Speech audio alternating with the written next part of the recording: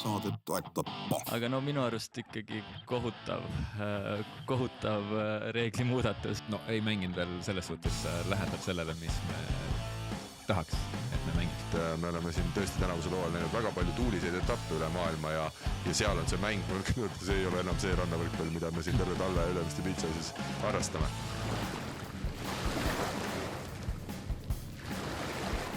Tere taas ja rannavõrkpalli rahvas on 22. mai ehk täpselt 3 kuud minu sünnipäevani aega, aga mitte see ei ole täna põhjus, miks me uut podcasti osa lindistame, vaid põhjus on väga lihtne. Nii Eesti kui ka maailma rannavõrkpallis on vahepealse aja jooksul taas nii mõndagi juhtunud ning oleme siin Siduri tänava stuudios podcastrend.ee stuudios ilusti maha istumas. 2 meest minu kõrval, eelmine kord sain neile öelda noored, täna, kuna mina olen ainus liige nende kõrval, pean ütlema 2 vanameest, Urmas Piik, tere Urmas! Tere! Ja Mart Iisar, tere Mart! Tere taas! Kuidas on läinud vahepealne aeg? Me pole saadet nüüd circa kuu ja natukene rohkemgi lindistanud. See oligi küsimus juba, jah? Ei, vahepealne aeg on läinud tegusalt, kiirelt. Saanud ju võistlustel käia ja trenni teha ja kogu muud elu elada, et see ei tundu üldse, et oleks ammu sellest viimasest lindistust olnud. Urmas. Ja no mina vist ju mitu lindistust olen vahel jätnud või? 2 äkki isegi või? 1 kindlasti.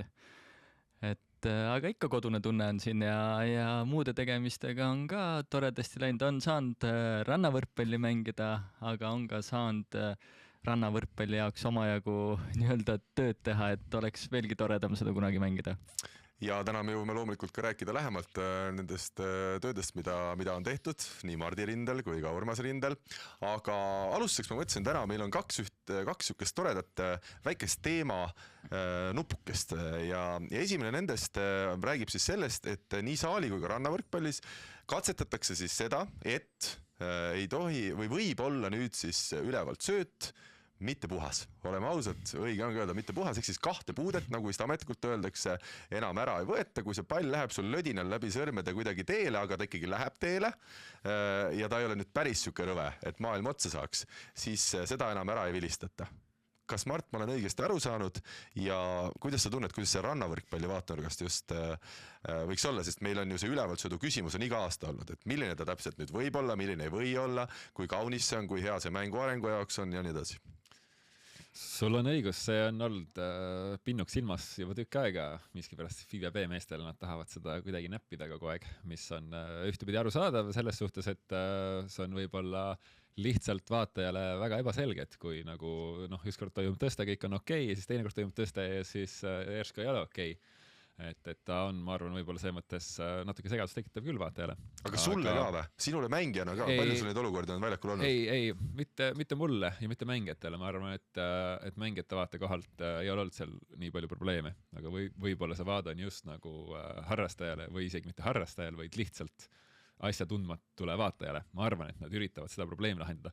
Üldiselt muidu rannavõrkpalli kogukonnas ei vaadata hästi sellele reeglimuudatusele, kuna üleüldiselt on võib-olla kõikide rannavõrkpallurite seas selline uhkus natukene, et ülevalt sööti ei ole lihtne selgeks saada, et see oleks alati puhas kõrgetel pallidel, vindipallidel ja nii edasi, et kõik on selles suhtes nagu, et kui sa oled ikkagi nii hea, et sa oled seal ära õppinud, et siis sa oled väärt seda tõstet tegema, et pigem ei ole küll kuulnud kedagi rannavõrkpalli maastikul, kes ütleks, et jess, et nüüd saab hakata igast jama kätest välja laskma, et pigem mulle endale ka, kui ma vaatan rannavõrkpallis, mulle väga meeldib, et ta on siuke ilus, puhas, et see on siuke nagu osa ilust. Mina olen kusjuures nõus sinuga. Mina ka tunnen, et see on nagu üks kvaliteedi näitaja, kui mängija on omandanud siukse kvaliteetse ülevalt söödu ja kui me räägime maailma tippudest, jätame võib-olla Soorumi kõrvale Norra kaitsemängija, siis ülejäänud mängijad või väga suur osa ülejäänud mängijatest ikkagi tõstavad ülevalt ka väga palju ja väga kvaliteetselt, et see ei ole ka täna see küsimus, et oleks neid ülevalt tõesti harrastajaid vähe, vaid sinna on see maailm liikunud ja tundub, et ikkagi enamikel tuleb ka välja, aga Urmas, kuidas sina suhtud sellesse vana ülevalt söödu fänn? No ega ongi ainult ju Soorum ja Plavins, eks. Ega rohkem ei ole, kes alt söötu teevad. Ja Urmas Piik on olnud ikkagi 3. siin maailma tipus. No jah, ikka... Pellot ka päris tihti. Ja Pellot ka, just. Aga minu arust ikkagi kohutav reeglimuudatus. Et et ma igal juhul olen seda meelt, et võiks pigem kuidagi veel karmimaks minna või äkki jõuame sinnamaani, et proovime siis ühe hooaja, et ärme üldse ülevalt tõsta. et no ma selles suhtes olen Mardiga nagu nõus, et mida tahetakse nagu lahendada ja see oli nali, mis ma ütlesin, sest see mäng on nii arenenud sinna suunas, kus need hüpped tõsta, kiired mängud on, et seda ei saa nagu teha, et see ei ole päris tõsiselt mõeldud ettepanek, aga selles suunas nagu liikuda on minu arust küll halb. Mis on nagu veel ühest vaatenurgast, et kui isegi vaadatakse näiteks neid rootlased OHC küpelt tõsta ja see on äge, et seda nagu võib-olla tahetakse soodustada siis, et see oleks kiired mängud ja nii edasi, aga näha on, et ka sellist sooritust on võimalik ka puhtalt ülevalt tõstega omandada, mida rootslased on ette näidanud ja mõned teised tiimid veel, et nüüd võib-olla võtta see eelis ka neilt ära, et võib igasugune Karl hakata siin hüppelt tõstma ja kõike sinna tänna lükkama, siis jälle küsimärk, et milleks seda teha.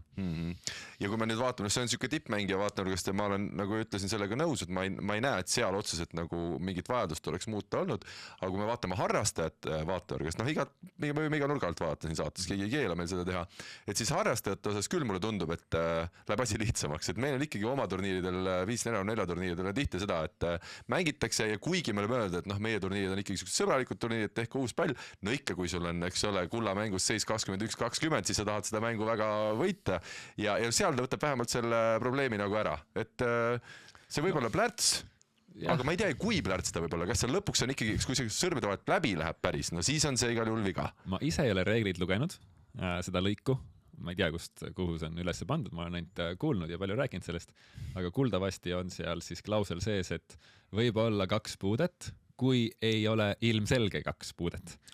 No ma ei tea, kas on seal kirjas. Kas üldse lahendab midagi? Kas üldse lahendab midagi, kas seal jääb ikkagi kohtuniku, 2 puudet võib olla ka ju üks käsi, teine käsi, põhimõtteliselt. Et kas ta siis on esimene käsi juba on hoitud pall või on siit puude, mis see tähendab täpselt, see jääb ikkagi kohtuniku subjektiivseks otsuseks lõpuks, et seda me ka näeme, et kuidas siis nõutakse neil kohtunikel seda rakendada. Pluss veel, seal oli selline klausel, ma sain aru, et see käis eks selle tõste kohta. Tõstel võib olla. Ehk siis servi vastu võtta ikkagi ei või ülevalt plärtsuna vastu võtta. Aga kas siis välja arvatud juhul, kui ma teist palli lööma lähen, kas siis servi vastu võtan tõste, kui ma kohe võtan servi vastu võtan näppudega vastu, teen 2 puudet ja mul paarine lööb seda, kas ta oli vastu võtta tõste. Et neid asju veel siin reeglite kirjutajad võib-olla pole kõik päris täpselt läbi mõelnud. Ja kui sa üle suunad, ütleme, rünnakuna seda ülevalt söötu, kas siis siis ta pole ka tõste, et minu No, ma ütlen sulle, Mart, nii, et kui vastuvõtt nüüd tohib ka plärtsuga võtta ülevalt, siis me teeme sinu ja Urmasega maailmas uue FIVB asemel teeme NIVB ja me hakkame oma turniire tegema ja usu mind, inimesed tulevad meie organisatsiooni üle, sest see oleks ikkagi jama, kui võib plärtsuga juba ülevalt ka rannas servi vastu võtta. Ja palun selgita, mis need NIVB tähed siis ka tähendavad. Mis see FIVB on? Federation Negotiation ongi. Negotiation, jah. Samad muu jääb samaks. Et mis rääksime omavahel läbi, negotiation ja sealt sündis ka meie idee, sest teha oma alalit. Väga hea. Aga jaa, see on huvitav igatahes ja saab näha, mis siis see tulem lõpuks on ja kui palju tõesti erinevates nüanssides veel rakendub, et sa oled selle ilmselgelt ka väga sügavalt juba läbi mõeldud. Mart, õnneks, ma võin öelda, sinu ülevalt sööt on väga puhas ja sinul midagi ei muutu. No nii ja naa, vaata, võib ikka isegi nendel, kellel on puhas ülevalt sööt, vahel tuleb näiteks, oled seal blokis, tuleb raske kaitsepall, lendab sinna taha joone peale, siis sealt sa ikkagi lähed ja tõstad selle alt selle palli. Aga kui nüüd põhimõtteliselt võib hakata samamoodi tõstma, nagu nii-öelda me näeme saalis, eks ole, sidemängija jookseb ja paneb väga kaugelt selle palli sinna nurka niimoodi, et siis teoorias saaks hakata neid palle niimoodi lahendama.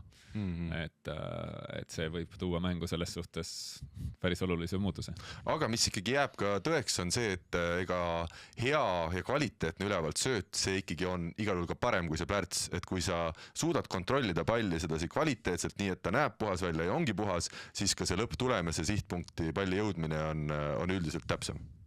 Nii ja naa, tead mõttes küll, kui on hea olukord, aga nagu natuke raskemas olukorras tavaliselt valitakse altsööt, kuna sa ei saa seda puhas söötu teha, aga võib-olla mingis raskes olukorras plärts ülevalt sööt, me ei pea seda isegi plärtsuks nimetada, ta on lihtsalt natukene ebapuhas või natukene ta on riskantsem, aga sa võid selle riski vastu võtta, sest et see risk on nüüd väiksem, kuna 2 puudet ei vilistad ära, sa otsustad ikka ülevalt söödu kasuks ja sealt võivad need asjad minna nagu täpsemaks.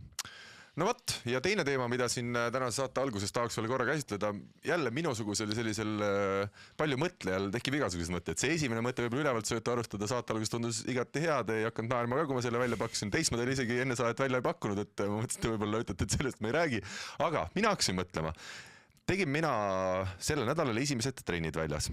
Esmaspäev tegime oma pundiga, vägev, vaatasin, rannavõrkpalli väljas, see on ikka äge ala. Panin kohe teisipäeval ka, et teeme teisipäev veel trenni väljas. Ja siis oli külmem ja oli räige tuul.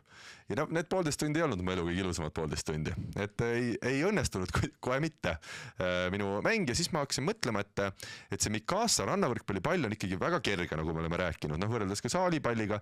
Ja siis ma hakkasin võrdlema, et näiteks Portugalis tegid rootslased laagrit, ehk siis Helvi Kaaman, oma treener Rasmus ja seal teistega. Nemad kasutasid seal, millist palli? Nemad kasutasid, ma ütlen kohe ära, mul oli see kirjas ka kuskil. Wilsonit, just. Nemad kasutasid Wilsonit. Ja ma küsisin siis eestlastelt, kes seal käisid laagris, et milline see Wilsoni pall on võrreldes Mikasaga. Nad ütlesid, et see on ikkagi raskem ja seega stabiilsem. Ja just tuule käes oli seda hästi tunda. Ja nüüd on siis Itaalias toimumas sel nädalal veteranide EM, kus ka meie Aravete esindus, ehk siis Taavi Leinart ja Silver Süld osalevad. Ja nemad mängivad seal kaalapalliga, mis pidi samamoodi olema raskem. Minu küsimus. Kuidas teile tundub? Kas Mikasa on üldse see ainuõige? Et meie siin Euroopas ja ütleme Eestis oleme kõik harjunud ikkagi peamiselt Mikasaga mängima. Meile tundub, et see on see õigem pall. Mart, sinul on ju kogemus ka mingisuguse teise palliga. Ma mäletan, kas te King of the Court'i siin hiljuti mängisid. Et kuidas sulle tundub? King of the Court'i, ma isegi ei mäleta, kas see oli ka Mikasa. Võib-olla oli Wilson ka, aga see oli kergem igal juhul. See oli kergem, aga tegelikult vaadates mul isegi 2 mõtet sellele pikale monoloogile. Sul tuli vähemalt mõtted, väga hea, see on hea. Et esiteks see õues mängimine, mis on tore, et sa saad teha seda õues ja niimoodi, aga ta on päris keerukas teatud tingimustes. Eriti selle näiteks siis kerge Mikasa palliga. Et meie peame seda tegema, alati eelistame õue sees mängime sellest, et meil on võistlused õues.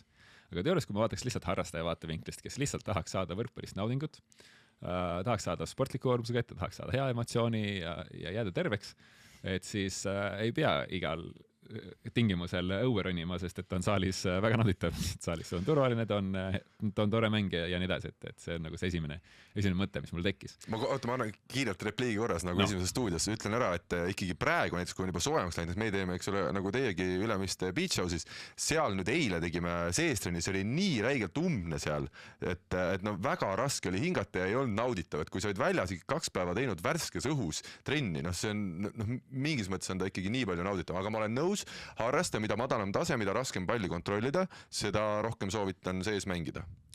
Just, jah. Ja siis palli raskus, ma ei ole mänginud raskema palliga, aga täpselt samas mõttekäiguna on see, et meie peame mängima Mikasaga, kuna meil on võistlustel Mikasa. Kui oleks lihtsalt harrastaja, kes tahab mängida oma lõbuks ja ei käi internatsionaalstel võistlustel, siis tegelikult võiks ju valida sellise palli, millega on kõige mõnusam mängida. Kõige võib-olla sõbralikum, pehmem, tervislikum, lõbusam, mis iganes. Aga see on ebatervislik ei ole mängida Mikasaga, et ta on ikkagi selles materjalist tehtud. No see oleneb, vaata, osad pallid on raskemad näiteks, neid on raskem lüüa, see võib hakata õlale teistmoodi. Tõsi. Et siis peaks nagu valima ka sellest vaatevinklist, et Repliigi korras jälle ma ütlengi, minul näiteks saali võrkpalli mängida on siin viimasel aastal olnud päris raske. Ma olen vahel harva käinud saali kuskil rahvaliga trennis ja see õlg on tõesti valusaks jäänud, sest see pall ongi, ta on tugevam ja pluss sa pead lööma ka tugevamalt, sest saalis on ikkagi, sa pead kogu aeg nagu jõuga suruma, et rannas sa kasutad, ei pea alati vähemalt kasutama seda tugevat löökit. Minul on väga selge nagu arusaam, et rannapalli löömine ongi õlale sõbralikum, tervislikum, nagu ütleb Mart Iisar. Käenahale ka. Võib-olla. Urmas, tahad sa lisada midagi? Ja ma lihtsalt mõtlesin seda, et päris huvitav oleks, kui meil olekski, ma ei tea, reaalselt rannahallis 3 erinevat pallitootjat ja siis ühed mängivad ühega trennis, teised teisega ja siis tulevad võistlused ja siis on see loosi tegemine seal alguses, et et kuule, mis palliga me siis ikkagi mängime, ei, Wilsonsiga küll ei mängi, et igal juhul Mikasa, et aga ma arvan, et lõpuks see, et tänapäevase tehnoloogia juures ma arvan, et pallid kõik on ikkagi head, et harjumuse asi natukene, et iga uus Mikasa pall, mis tuleb, mul on nagu alguses nii valus, et oi, see eelmine oli ikka nii hea nagu ja läheb natukene mööda, siis mõtled, selle vanaga küll ei taha mängida enam, et ma arvan, et see on niisugune harjumuse asi puhtalt. No vot, tänane sissejuhatus on tehtud, head sõbrad, ei läinudki 4 tundi, et see sissejuhatus läbi viia. Olgu öeldud ka nii palju, et meile eelmises saates küll sai mõeldud, et võiks olla alaliidu inimestega seekordne saade, aga nagu ikka, me teeme seda saadet natukene oma muude tegevuste kõrvalt ja lihtsalt ei ole meil klappinud veel sedasi, et me kogu rahvas saaks kenasti kokku toodud siia ja ei ole täna ka Nilsi. Nils on natukene haigeks jäänud, aga Nils on tegelikult väga tubli olnud, nii et me soovime Nilsile ilusat paranemist koju ja loodetavasti suvel siis tuleb palju medaleid temal. Oli ka Nilsil hiljuti sünnipäev, nii et soovime tagantjärele palju õnne talle. Aga läheme siis edasi, meil on täna ikkagi teemasid Mardi ja Urmasega võtta oma jagu, nii et hakkame pihta.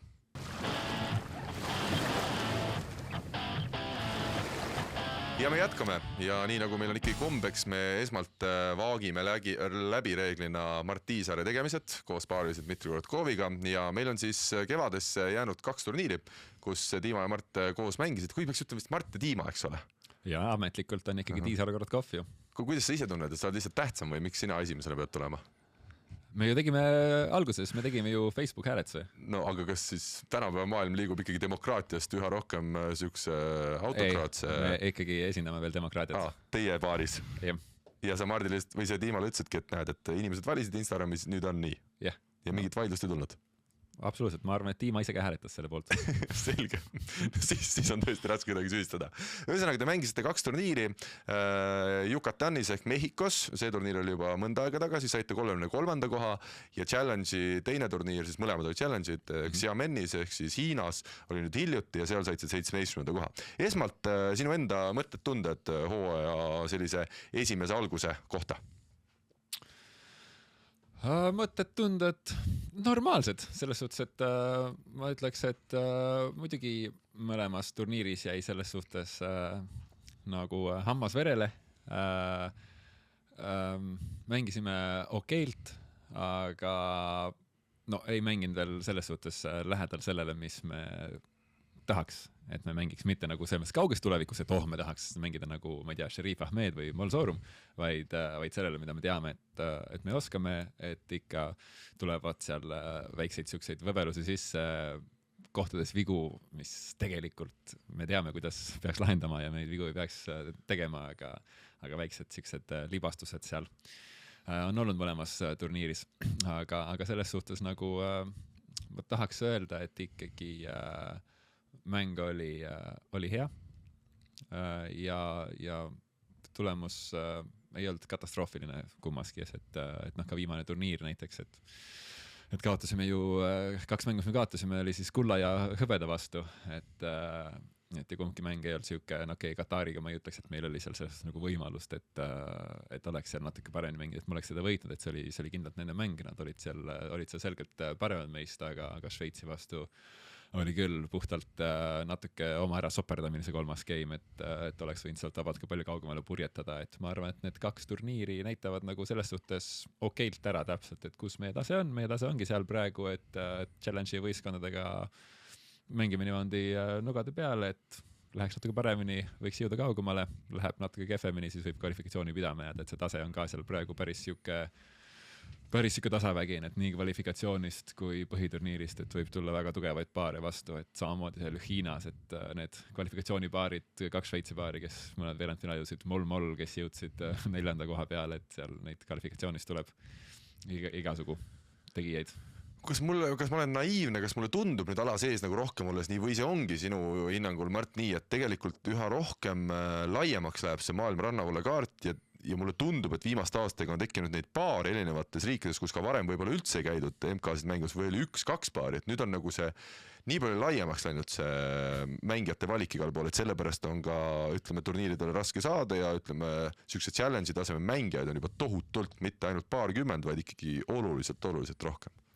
Jah, tundub küll, et see sealse just challenge'i taseme võib-olla jah, see pott on nagu suurenenud, et päris palju noori on tulnud peale, ka on ju hiljuti ära kaotatud see country quota, et vanasti oli lihtsalt see, et noh, näiteks USA-st põhimõtteliselt tuurile ei pääsenudki rohkem kui 4 paari ühele turniirile, mis tegigi ka natuke keeruliseks väga paljude paaride jõudmise tuurile, aga nüüd noh, juba kohad Holland, Saksamaa, USA, et seal juba julgelt üle 4 paari ja võib challenge'il neid kõrgeid kohtasid noppida, et see on ka muutnud kindlasti seda pilti natukene.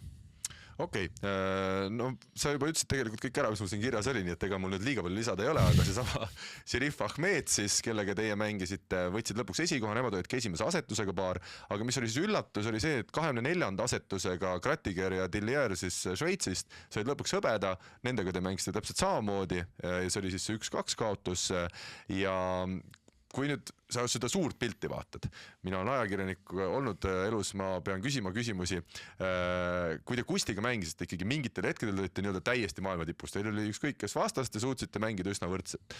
Täna on välja koorumas, mulle tundub vaadates, et te oletegi siuke tiimaga siuke challenge'i paar ja ütleme Ahmed, Šerif, nad on ikkagi teisest tasemest. Kas sa ise tunned ka nii? Kas sa oled nõus selle arusaamaga ja kas sa oskad ka selgitada seda, et mis täna on võib-olla teistmoodi kui siis, kui te Kustiga olite oma ühise karjääri tipul?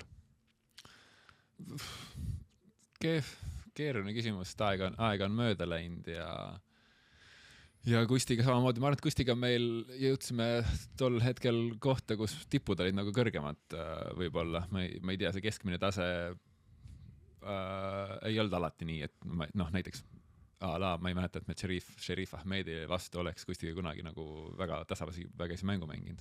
Et seal olid, noh, me olime seal nii palju pikemalt, olime seal seltskonnas, et tuli vastaseid, kelle vastu meil sobis paremini, tuli vastaseid, kelle vastu meil ei sobinud paremini. Et seal eliidi tasemel oli ka, et noh, mingite vastaste vastu tegelikult polnud variantigi, aga samas samade punktidega teise vastuse variant väga hästi sobis ja nende vastu õnnestusime. Et sealt need kõrgemad nagu selles suhtes tipud mängu mõttes nagu olid. Et aga kindlasti noh, Kustiga me ju mängisime 6, 7, 8 aastat enne, kui me sinna jõudsime, et kindlasti see koostöö, need asjad olid nagu mingis mõttes palju paremini paika loksunud, et tiimaga ikkagi tunnen, et teeme alles esimese samme. Et see ühine paar ikkagi sinu hinnangul on, noh, et see kõik toimuma saada on nii suur töö, et seda nagu päris nipsust ei tee.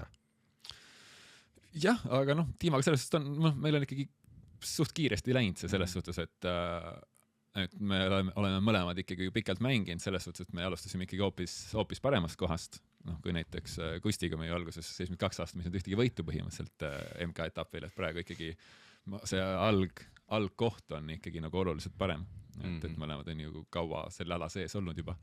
Et nüüd lihtsalt on vaja leida see päris meie oma nišš, päris meie koostöö ja siis saavutada seal stabiilsus. Et ma praegu nagu seal ei näe, et seal oleks nagu mingeid otseseid nagu piiranguid ees.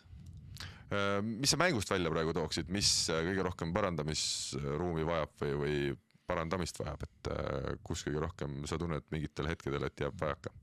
No sisuliselt me oleme praegu tegelenud hästi palju ainult rünnakuga. Et selles suhtes, et ega meil ei olnud mingi super hea serv, meil ei olnud mingi super hea blokkkaitse, aga see on nagu, noh, ta on praegu nagu okei. Et kuna me oleme tegelenud nagu rohkem rünnakuga. Ja ma ütleks, et rünnak oli ka siuke, et tegelikult sealt oleks see olnud natuke parem, oleks juba olnud mäng võib-olla teistpidi, et poleks seal olnud mingeid oma tegelikult väga rumalaid vigu või oleks olnud natuke paremini püsinud selles, mida me oleme just õppinud, siis oleksime, noh, eriti näiteks minul seal teise game'i lõpus 3. Šveitsi vastu, et siis oleks kindlasti need lahendused sealt leidnud. Et aga natuke seal pinge olukorras liiksin tagasi vanade mustrite juurde, kus siis tulid siuksed ebakindluse hetked ja vead, et eks me ikka endiselt selle rünnakuga praegu edasi tegeleme, tahaks seada seal hea stabiilsuse ja selguse ja siis vaatame neid teisi elemente süvenenumalt ka. Selge. Kas sa tead, kes Šerif Ahmedi taustada ära tegi enne teiega mängu, Mart? No ma nüüd 100% ei tea, kas ta juba siis tegi. Tegi. No vaat siis see oli Märt Pajusalu. Just nii, me tervitame Eesti saalikoondise pikaaegset siis abimeest, statistikut, treenerit. Tema on nüüd siis siirdumas värskelt ikkagi sedasi, tundub, et täiskohaga Katari meeste treeneriks ja seal on veel mingisugused väiksed nüansid ootamas, aga ta teeb nendega koostööd, me teame juba tegelikult kas vist detsembrikuust või midagi sellist. Ja temaga vestlesin ka, ta ütles, et ta loomulikult ei saa nagu eetrisse lasta nüüd kõiki mõtteid, mis tal teie omavahelistes mängu ettevalmistades nii-öelda silma jäi, aga ta ütles, et ikkagi päris palju annab statistikaga ka ära teha.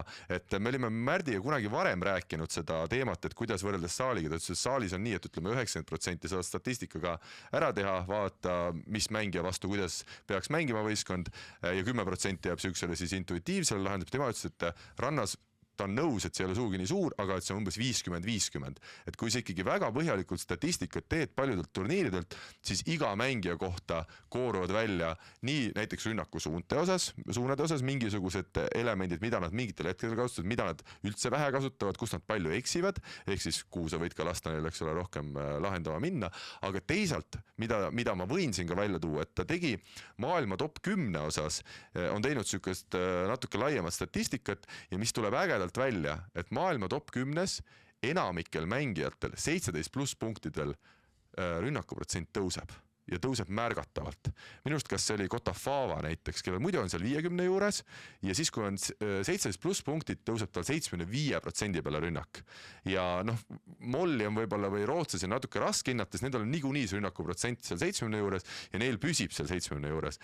Aga et just see tuleb nagu välja, et kui sa oled maailma tipus ja mida mina, ma olen siin lihtsalt Eestis jälle palju Urmasega kokku puutunud ja tema mänge vaadanud, mul tundub Eestis on Urmas üks väheseid mängijaid, kes suudabki vaimselt ennast viia süksele levelile, et tema esineb kõige paremini just siis, kui on need kõige tähtsamad punktid. Ja mis mulle tundub väga paljude mängijate puhul Eestis, et 17+ punktidel hakatakse kindlavalt mängima, tuleb neid pehmemaid lahendusi, eksitakse rohkem ja et see võib-olla ongi lõpus siis kas maailma tipus see, mis otsustab, et kokkuvõttes vastuvõttu tõsta, rünnata oskavad kõik, aga kes nendel otsustavatel hetkedel kõige paremad on. Mart jälle, kuna teil oli ka 3-geemine mängija jälle tundub, et oi, nii lähedal olid, et näed, lõpuks eks ole vastased jõudsid finaali välja, aga kas võib-olla teine nurk, kus saab seda vaadata, seda saab alati jälle mõlemad poolt vaadata, ongi see, et nemad oskavad neid viimase hetke mängida hästi ja nad ongi selles paremad ja teil on jälle see viimaste hetkede mängimine on niisugune natuke kramplikum ja sealt see vahe sisse tulebki lõpuks. Kuidas sa ise vaatad selle otsa üldse? Ma olen selles nagu absoluutselt nõus, et kindlasti ei saa võrrelda selles suhtes võib-olla neid esimese punkte ja teisi punkte ja seal teatud mõttes on nagu ju, mis võib-olla nagu mind huvitab, on see, et nagu kuidas seda saavutada. Sest ka minu vaates on natuke see, et nagu, kui sa vaatad maailmatuuri ringi, siis hästi palju on neid, kes oskavad mängida. Aga siis osad on need, kes võidavad mänge, osad on need, kes kaotavad mänge. Ja mis seal siis see vahe on? Ja kui nüüd statistiliselt tuua välja see, et okei, et need, kes võidavad mänge, need mängivad game lõpus paremini. Selge see, sest nad võidavad selle mängu ja see on selge, et seda võib ka teistpidi vaadata, et minu jaoks oligi üllatav see, et ma mõtlesin võib-olla, et eks ole, kui sul on muidu rünnakuprotsent läbi game'i 50 ja 50 vastasel ka, et siis game'i lõpus on võib-olla võital 40 ja kaotajal 30, aga ei, et need tipud panevad just juurde, et siis on veel kõrgem see rünnakuprotsent. Jah, just, et aga siis võib ka vaadata, et see ongi midagi, mis nagu eristab, aga siis nagu, mis on seal põnev, on vaadata, et nagu, aga mis see siis on? Nagu kas on midagi, mis neil on nagu justkui kaasa antud, on nad kogemata sellised, kas nad teavad, kuidas nad seda teevad ja nii edasi, et see on nagu see põnev osa, mida tasub nagu uurida. Aga oled sa uurinud seda? No me kogu aeg uurime seda. No ja mis selgub? No selgub minu kogemusel põhjal, et need on asjad, mida saab arendada. Kindlasti mina usun ka. Ja, aga samas jälle vaatad mingeid vendi, kes tulevad 18 aastaselt esimest korda hakkavad tippsporti tegema, ei pea üldse rannavõrkpallur olema ja tal on kohe olemas see miski. Et see on mingi jälle isikuomadus ka, mis osadel on, osadel on. Aga need asjad on see, et igal inimesel on teatud nagu eeldused või seadused ja nii edasi ja siis kui me vaatakski niimoodi rannavõrkpalli, et näe, aga temal on ja minul ei ole, siis see ei tähenda seda, et temal on ja minul ei ole, nii on, vaid temal on see juba nagu ette antud. Ja see võib-olla tähendab, aga mul on siis võimalik seda arendada. Tal on ka seda võimalik veel arendada, aga võib-olla ta ei hakka seda arendama, sest tal on juba seda olemas, ta isegi ei pööra sinna tähelepanu, et seal nagu, mis temal näiteks sel ajal toimub. Ta ei teagi seda näiteks, sest tal on see nii loomulikult tuleb. aga kui seda loomulikult ei tule, siis sa pead kõigepealt saama teada, et aga mis asi see on, mis tal loomulikult tuleb ja siis selle asja nagu ära tegema. Üks huvitav asi veel, jätkuvalt siin väga detailidesse ei tohi minna, aga et näiteks Tiimal, kes sai rohkem serve, et tal on ikkagi joonistub ka statistikast väga täpselt välja, et kust ta ründama läheb ja milline on tõste, et siis milline on ta lahendus. Et seda oli ka huvitav vaata, et noh, olles ise ka Tiima vastu mänginud ja näinud teda mängimas päris palju, siis sul tekib mingisugune umbes tunnetus, aga et seal nagu joonistasid väga täpselt ka välja mingid lahendused, ehk siis kui statistik, mis tulebki välja, eks ole, et maailma top 10 paaril on ikkagi tänapäeval juba kas vist kõigil statistika olemas, ma ei tea, kas sa oskad seda kinnitada või? No kindlasti teatud määral ma ei usu tänapäeval, et kõigil on oma statistik, sest et tegelikult see statistika on päris detailselt, päris lihtsalt kättesaadav, et sa võid sellega teenuse sisse osta. Aga siis sa pead ise selle nii-öelda, sa saad andmed, siis sa pead ise selle kuidagi sealt andmetest mingisuguse info nagu enda jaoks välja võtma, jah, mis sul kasulik oleks. Teie täna kasutate vastu valmistamisel statistikat? Ei kasuta täna. Aga sa näed, et kas see on mingi asi, millega võiks veel oma taset tõsta? Võimalik tulevikus, aga täna see ei ole praegu meil akuutne. Fookuses? Jah. Selge. Üks põnev asi veel, kui me tuleme turniirile tagasi juba mainisid, 2 molli ja mitte suugi kõige kuulsam moll, vaid tema väiksed vennad, 23-aastane Markus ja 20-aastane Adrian Moll jõudsid Challenge'i turniiril, ehk siis tugevused teise kategooria turniiril, poolfinaali, lõpuks said siis 4. koha ja no äge on vaadata, et kuidas Norrast ikkagi ühest perekonnast tuleb, et me teame mitte ainult mollid, vaid seal on teised mehed veel, kes on samast perekonnast küll sama või teise perekonnanimega, aga et seal on ikkagi maailma tuuril mängimas 5-6 molli suguvõsa liiget. Mida see näitab? Kas see näitab seda, et on Norras sündinud üks ultra, ütleme, andekas perekond, kus kõik poisid oskavad suurepäraselt rannavõrkpalli mängida, või see näitab, et kui sa teed mingit head tööd ja oled kuidagi nagu järjepidev, siis ongi võimalik rannavõrkpallis ikkagi mingil tasemel mängida või? Tahad definitiivselt vastust või? Ma ei tea. No see võib näidata mõlemat, ega me ei tea, mis on kindel, on see, et midagi nad on hästi teinud, kas midagi on nende vanemad hästi teinud, sest eks see areng hakkab ju, näiteks mina julgeks väita, et seesama eelmine teema, millest me rääkisime, et selline enda sisemise sportlike kvaliteetide seadistamine, see hakkab juba nooruspõlvest pihta, kuidas sa seal suhtud sporti, kui palju sa enesekindlust kogud või kui palju mingeid halbu harjumusi või hoopis negatiivseid mustreid sa endale sisse saad, et võib-olla nende vanemad on väga hästi pihta saanud, et kuidas niisugust head optimaalset sportlase mindseti saavutada või saavutusi või ka füüsilist sellist eeldust, et näha on, et midagi seal on. Tead, selle laste teemaga või lapsepõlve teemaga mul tuli üks täiesti mõttetu vahefakta, kuna mul endal see meeldib, ma ütlen selle välja ka. Mina kergejõustikus liiga palju noorena häid emotsioone ei saanud selles suhtes, et ma ei võitnud kunagi ühtegi võistlust, alati oli paremaid, ükskõik mis ala ma tegin. Proovisin 10 võistlust ja ikka ei tulnud. Ja lõpuks ma läksin Norrasse treeninglaagrisse, seal oli üks 10 võistlus ka. Ja ma võitsin ära selle 10 võistluse seal. See oli mu elu esimene kergejõustiku võit, nii et mina pidin hoopis Norrasse, kus täna tuleb meil Ludinal nii 10 võistlejaid kui ka rannavõrkpallurid, pidin sinna minema ja seal ma mäletan, et need kohalikud poisid, kes tõesti, nad tundub, et nad käisidki võib-olla ükskord veel enne seda 10 võistlust, tegid ka esimese trenni alles, nemad vaatasid, vau, et professional guy from Estonia ja võt seal ma tundsin, et võt vägev, aga täna on ka muidugi Norras 10 võistlust paremaks läinud, aga see oli täiesti mõttetu fakt. Urmas, kas sa tahad seda teemat ka kuidagi kommenteerida, kus sul tundub? No mul oli esimene mõte seesama, mis Mart välja käis, et ma kuidagi võib-olla mida vanemaks saad, seda rohkem ma kuidagi näen, et meil ikkagi elus on nii paljud asjad seotud sellega, mis sa oled lapsena nii-öelda kaasa saanud. Et olgu see siis sport või ükstapuha mis muu valdkond, siis see on nagu nii ülioluline ja ma tahaks eeldada, et need lapsed on ikkagi siis siukses sarnases keskkonnas kasvatatud ja sarnaste väärtuste ja põhimõtetega ja see on nagu soosinud seda. Ja sealt edasi loomulikult, kui sul on ikkagi palju poisse ka veel peres, siis see sünergia tekib ka päris mõnus, et sul on kogu aeg väiksest peale võimalik kellegagi madistada nii-öelda, mängida ja see on nagu nii arendav, et see lõpuks on see niisugune lumepall, mis veerebki iseenesest ja mul lihtsalt veel nii-öelda teema kõrvalt tekkis mõte nagu, et kas seal on siukest kaitsevenda ka, kellega võib-olla Anders Moll ühel hetkel võiks mängima hakata, et see võiks ka päris huvitav olla, et ma ei Soorumi puus on siin juba aastaid nagu päris problemaatiline olnud, et see võiks ka päris äge kombo ühel hetkel olla. Ja siis võid öelda pärast mängu, kui kaotad 2 mollile, et sain molli. Sest et mõlemad õnnad on molli. Aga äge, kas sa nägid ka neid vendi mängimas? Ma nägin ühte mängu kuskil, kui ma ei mäletaks, kelle aasta nad mängisid. Ja no said, jah, poolfinaalis said vist Šerif Ahmedilt game'i kätte ka. Ja ma Markust, teda ma olen tuuril ammu näinud. Tema on see 23-aastane vanemises. Vasakukäeline, eks? Vasakukäeline, ja temaga me oleme palju trenni teinud ja nii edasi ja noh, seda on näha juba tükk aega, et ta on nagu hea, et ta võiks olla hea. Ja sellest 4. mollist siis me olime ainult lugusid kuulnud. No ei olnud nagu näinud. Mis lugusid sa kuuled? Lugusid olime kuulnud selliseid, et nagu kas teate, et nagu 4. on veel? Just keegi teadnud üldse, keegi ei öelnud, et ta on mingi ülihea või midagi, pigem öelda, et ta võib-olla nii väga ei viitsi vaata, aga et 4. on veel, aga see oli juba see, et kõik olid, 4. ka veel, joh, ei tea. Palju neid tuleb, et see ikka naljatledes. Ja siis kui vaatasid neid Katemolli mängimas ja see 4., kes olin kuulnud, tema on nagu natuke teistmoodi, kui teised on siuksed pikad ja sifakad ja võimsad, tema siuke võib-olla natuke lühem ja paksuke ja nii edasi. Siis vaatasid, et ei olnud midagi, et samasugune võll.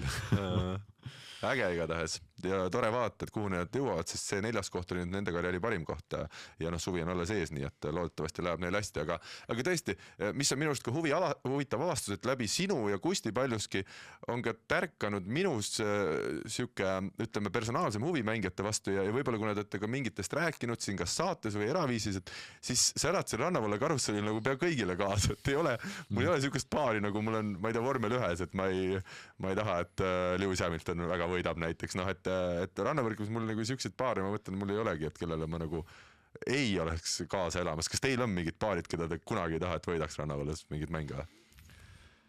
No, ikka oluliselt vähem tõesti, kui ma mõtlen jalgpalli peale, siis Liverpool küll võita ei tohi, eks. aga ta võidab. Liverpool ei tohi, aga Manu jälle ei ole ammu võitnud. Okei, siin värskelt eile Euroopa liiga finaal lõppes, et väga hea tunda ei tunda, aga on, selles suhtes on küll, et see ikkagi, me oleme ju seda siin ka rääkinud, et see ise ka nüüd 2 aastat MK-l Futuresitel käides on ikkagi nagu see ühtehoidmine on päris nagu tore, et kui ma eliidile peale mõtlen, siis mul seal ikka on küll, et ma tihtilugu valin ikkagi, et ma olen nende poolt. Et kui see mäng on mingid üldised lemmikud, kes ma tahan, et läheks hästi, võidaks olümpia, võidaks turniiri ja siis iga mäng ikkagi mul põnevam natuke vaadata kuidagi. Aga muidu nagu, kui sa tead võib-olla ja oled koos trenni teinud, siis see side nagu tekib kuidagi teistsugune ja siis on tõesti nagu tahad, et läheks hästi ikka. Vaata, minul tuleb ka meelde, et eelmine aasta mängisite Rakveres ja me läksime enne turniiri koos sööma ja tulid kaasa ka kreeklased. Kreekasid, kas see on esimene paar või teine paar? Teine, nad ongi nii. Ja nad rääkisid nii minu arust sümpaatselt ja intelligentselt sellest, kuidas Kreekas korruptsioon vohab ja kuidas, aga üldse nagu ikkagi väga huvitavalt Kreeka elust ja sellest, kuidas nemad on seal kasvanud. Et nüüd oli hiljuti, ma ei mäleta, kas Futuresi mingi medalimäng või kuskil ja ma sattusin vaatama, kas seal meie omadest keegi kuskil mängis ja jäi see mul peale, vaatasin kreeklased, ma vaatasin huviga selle mängu lõpuni, nad kaotasid minu arust lätlastele selle antud kohtumise, nii et oli väga huvitav ja kui ma muidu olen ikkagi lätlastele püüavad, siis selles mängus mul need kreeklased olid nii sümpaatse mulje jätnud selle ühe õhtusöögiga, et ma olin nagu ilmselgelt nende poolt sellest kohtumisest. Ja sama, need tiimaga me saime nende kreeklastega võib-olla kõige rohkem läbi ja käisime õhtuti söömas ja mis iganes retki me seal veel võtsime ette ja see oli huvitav seal Futuresil, mis Futures oli nüüd? Neid on nii palju, et ma lihtsalt ei julge öelda. Igatahes nad mängisidki ju 3. koha peale Bulgats Graudintsiga ja need samad Bulgats Graudintsid olid meil EVSA-l eelmine aasta ka, kus Maidla ja Nuut näiteks poolfinaalis neid võitsid, et jah. No võt, Mart, üks teema siia teie teema lõppu. Me enne saadet ikkagi kokku pannes alati ka räägime, et millest võiks rääkida ja sinu üks mõte oli, mida korraks võiks võib-olla põrgatada, on see, et ega liiga lihtne täna teil tiimaga turniiridele peale pääseda ei ole. Ole hea, ava seda teemat natukene, et nagu me siin juba natukene mainisime ka, et jube palju paare on, kes on sarnasel tasemel ja isegi turniirile peale pääsemine tänasel päeval sinusugusel mängijal, kes sa ikkagi oled väga tituleeritud, ei ole väga lihtne. jah, ja ei ole väga lihtne, et ma küll vaatasin neid eelmise sügise tulemusi, mis me saime seal 2-7 kohta ja siis mõtlesin, et nad nagu head punktid, et võiks nagu vähemalt challenge'i põhiturniiridel olla, eriti kui see nüüd suurendati ka seda põhiturniiri värki, aga no ma ei tea, kust kõik nii palju punkte on saanud, et kõigil on nii palju punkte, et ei saa seal challenge'il, praegu Hiinas alustasime seal põhiturniirilt, aga siin tundub, et nii Türgi kui Poola, mis tulevad, oleme kindlalt kvallis ja praegu ka Ostrava Eliidile nagu ei saa kvalifikatsioonigi peale, mis on kummaline, et sul on challenge'il 2 7. koha punkti ja 3 ju turniiri loeb ja 1 siis nagu põhiturniiri kohta, et sul on 3 põhiturniiri kohta, mis 2 on 7, ikka ei saa põhiturniirile ega sinna eliidi kvalli, et see on nagu kummaline. Aga milline teie suvi välja näeb? Teil tuleb siin Nations Cup, millest me täna veel jõuame rääkida järgmises teemablokis.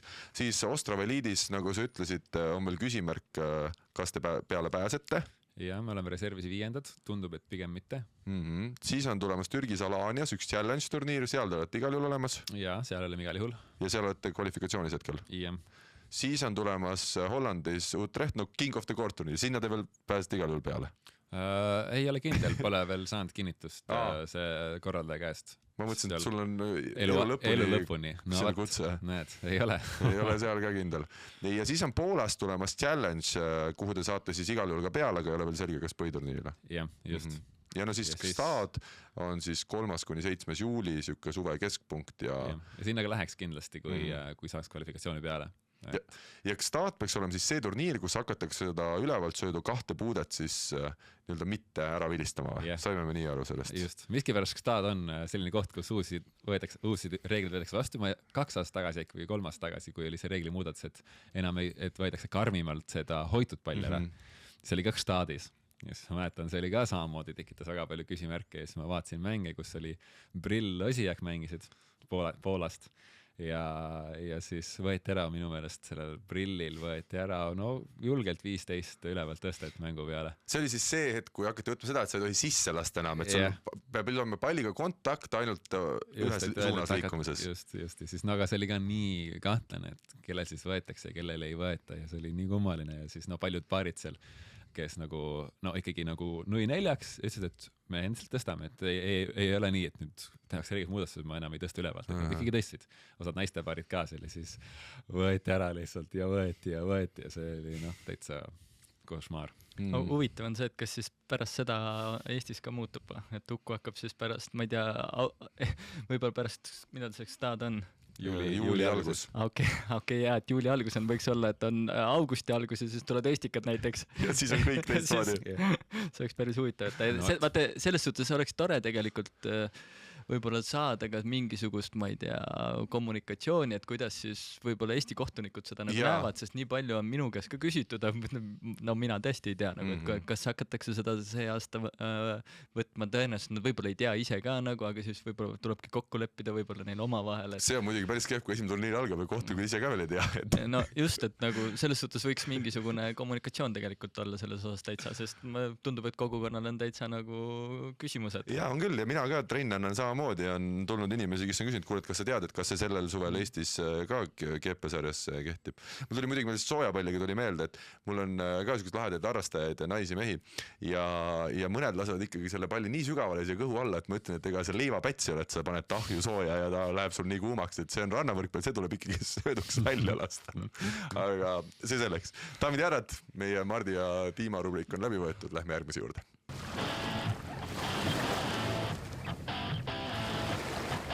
Oleme saanud tänaselt pöidlamehelt Ardolt loa, et järgmine teemarubriik võib minna lahti ja me räägime ühest väga rõõmsast sündmusest. Nimelt Eesti naistekoondis on rannavõrkpallis jõudnud siis Nations Cupi finaali. Teeme aplausi.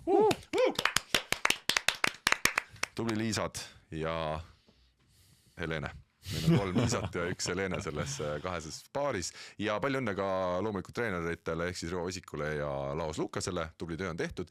Mängiti siis sedasi oma alagrupis, et oli Poola, kus oli korralikud noortepaarid, vastas aga ikkagi väga kvaliteetsed paarid ja seal siis saime 1 kaotuse ja võidu võitsid seejuures meie teine paar Kuivanen-Jürgenson ja teises mängus võideti siis Kreekat 2-0 ja 2-0 ja omavahelised siis punktide vahe läks lõpuks lugemisele poolakatega ja mõne punktiga, aga see võit tuli meile, nii et alagrupi võitja läheb siis edasi Portugali ja juulikuus on toimumas siis Nations Cupi finaal, 8 riiki seal omavahel mängivad ja võitja sealt omakorda saab siis koondisest valida ühe paari, kes läheb MM-ile novembris Adelaide'i Austraaliasse, nii et päris äge Kadalipp. Rivo Vesik, koondise treener, nimetas, et see on midagi sarnast nagu naiste saalivõrkpallis oli hõbeliiga võit, et noh, et seal ei ole päris kõik maailma tipud kohal, sest kes on kõige tugevamad, nemad mängivad MK-sarja ja nemad ei pea koondise kaudu nii-öelda proovima seda läbipääsu, kuigi on ikkagi mingid erandeid ka, kes on kas siis kodumaal mängimas, nagu eelmine aasta olid Mol Soorum mängimas Urmas Piigi ja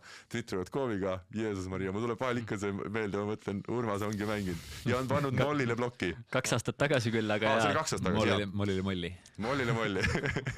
Ühesõnaga, väga tublisti tehtud. Mina ütlen ausalt, et ma ei suutnud, seal olid erinevad takistused, VPN, oma tööasjad, muu elu, aga ma suutsin ühte mängu vaadata, kus Eva-Liisa Liisalotta mängisid ja see oli tuul ikkagi nii meeletu.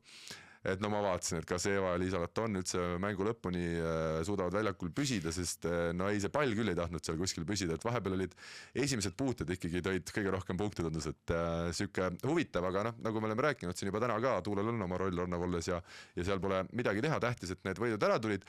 Mis on veel oluline nende mängude osas on see, et mõlemad meie paarid said siis alagrupi võitjatena 240 punkti oma MK tabelisse ja see on siis võrreldav sellega, kui eelmisel aastal Liisa Helene said Rakvere Futuresil 5. koha, ehk siis täpselt samad punktid tulevad Futuresisse 5. koha ja Nations Cup alagrupi võidu eest, et selles suhtes mängid 2 mängu ja kui võidad, siis oled päris palju rikkam just Futuresi paaril ja eriti on see siuke väga ikkagi magus see alagrupi võit.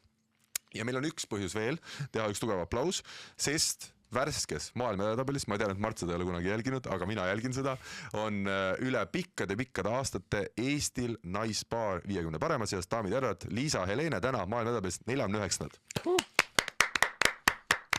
Ja meil on veel tähtsaid sõnumeid. EM-i jooksus edetabelis, ma lihtsalt loen ette ja te naudite, see on selline saate osa.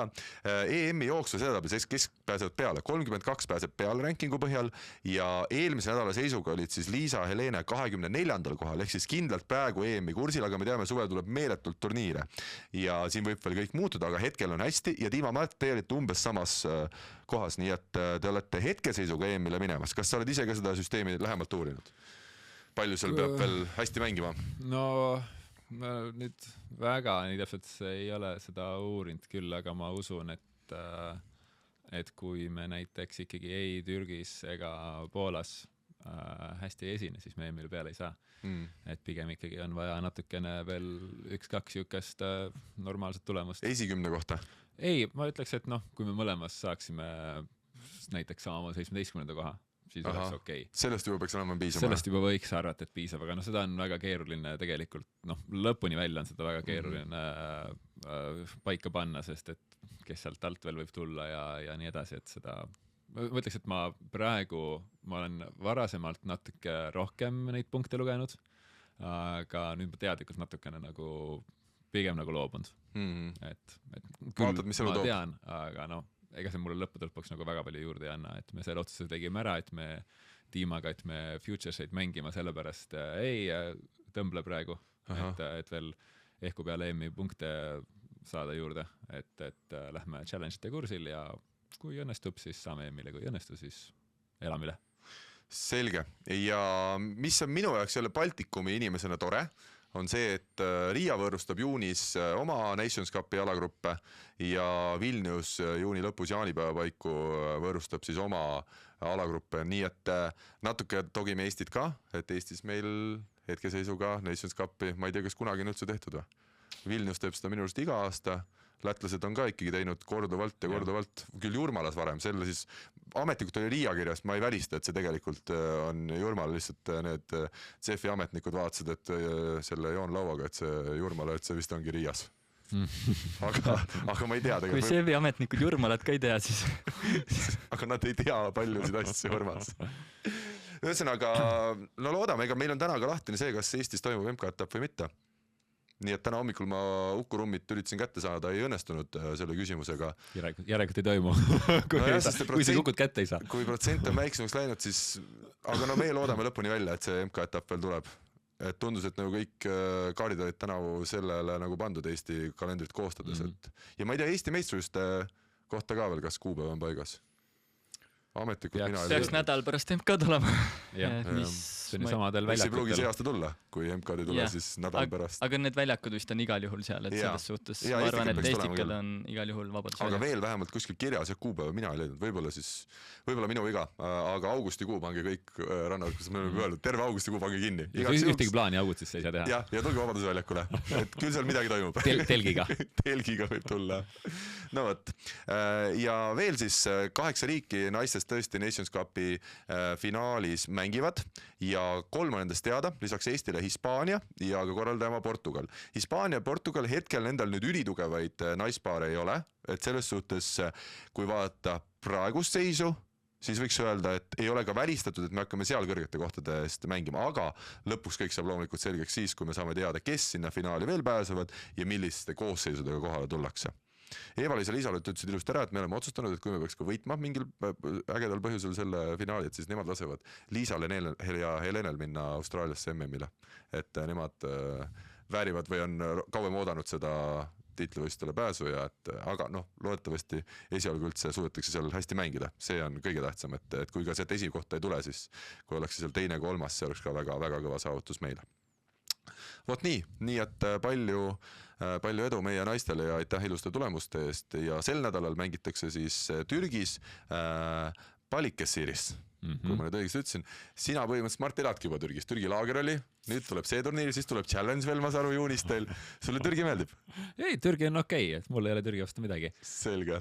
Ja see on siis selline, et Mart ja Tiima said peatreeneri hinnangul kohe, automaatselt koha, Nations Cupil teie kvalifikatsioonimänge ei pidanud, aga Kauri Rikkais ja Jaan Rebel võitsid siis 2-1 võitu, esmalt Karl Maidla Siim Ennemuist üle ja seejärel ka Urmas Piigi ja Sander Steinbergi üle ja lähevad siis tänavu teise Eesti paarina Nations Cupile kaasa. Need mängud mängiti Ülemiste Beach House'is, mängiti sisehallis selle ägeda, ütleme, planeeriva servi vibe'iga, ma nimetaks seda, et seal ikkagi väga palju otsustas ka see serv ja ma ütleks tõesti Jaan Rebeli servid on mul eriti hästi meeles, võib-olla Urmas siin suudab öelda ka palju Kauril häid serve oli, aga kas sa oled nõus, et ikkagi väga palju servimäng see need mängud olid, mis Nations Cupi edasipääse ja selgitasid või mis muud asjad sulle silma jäid?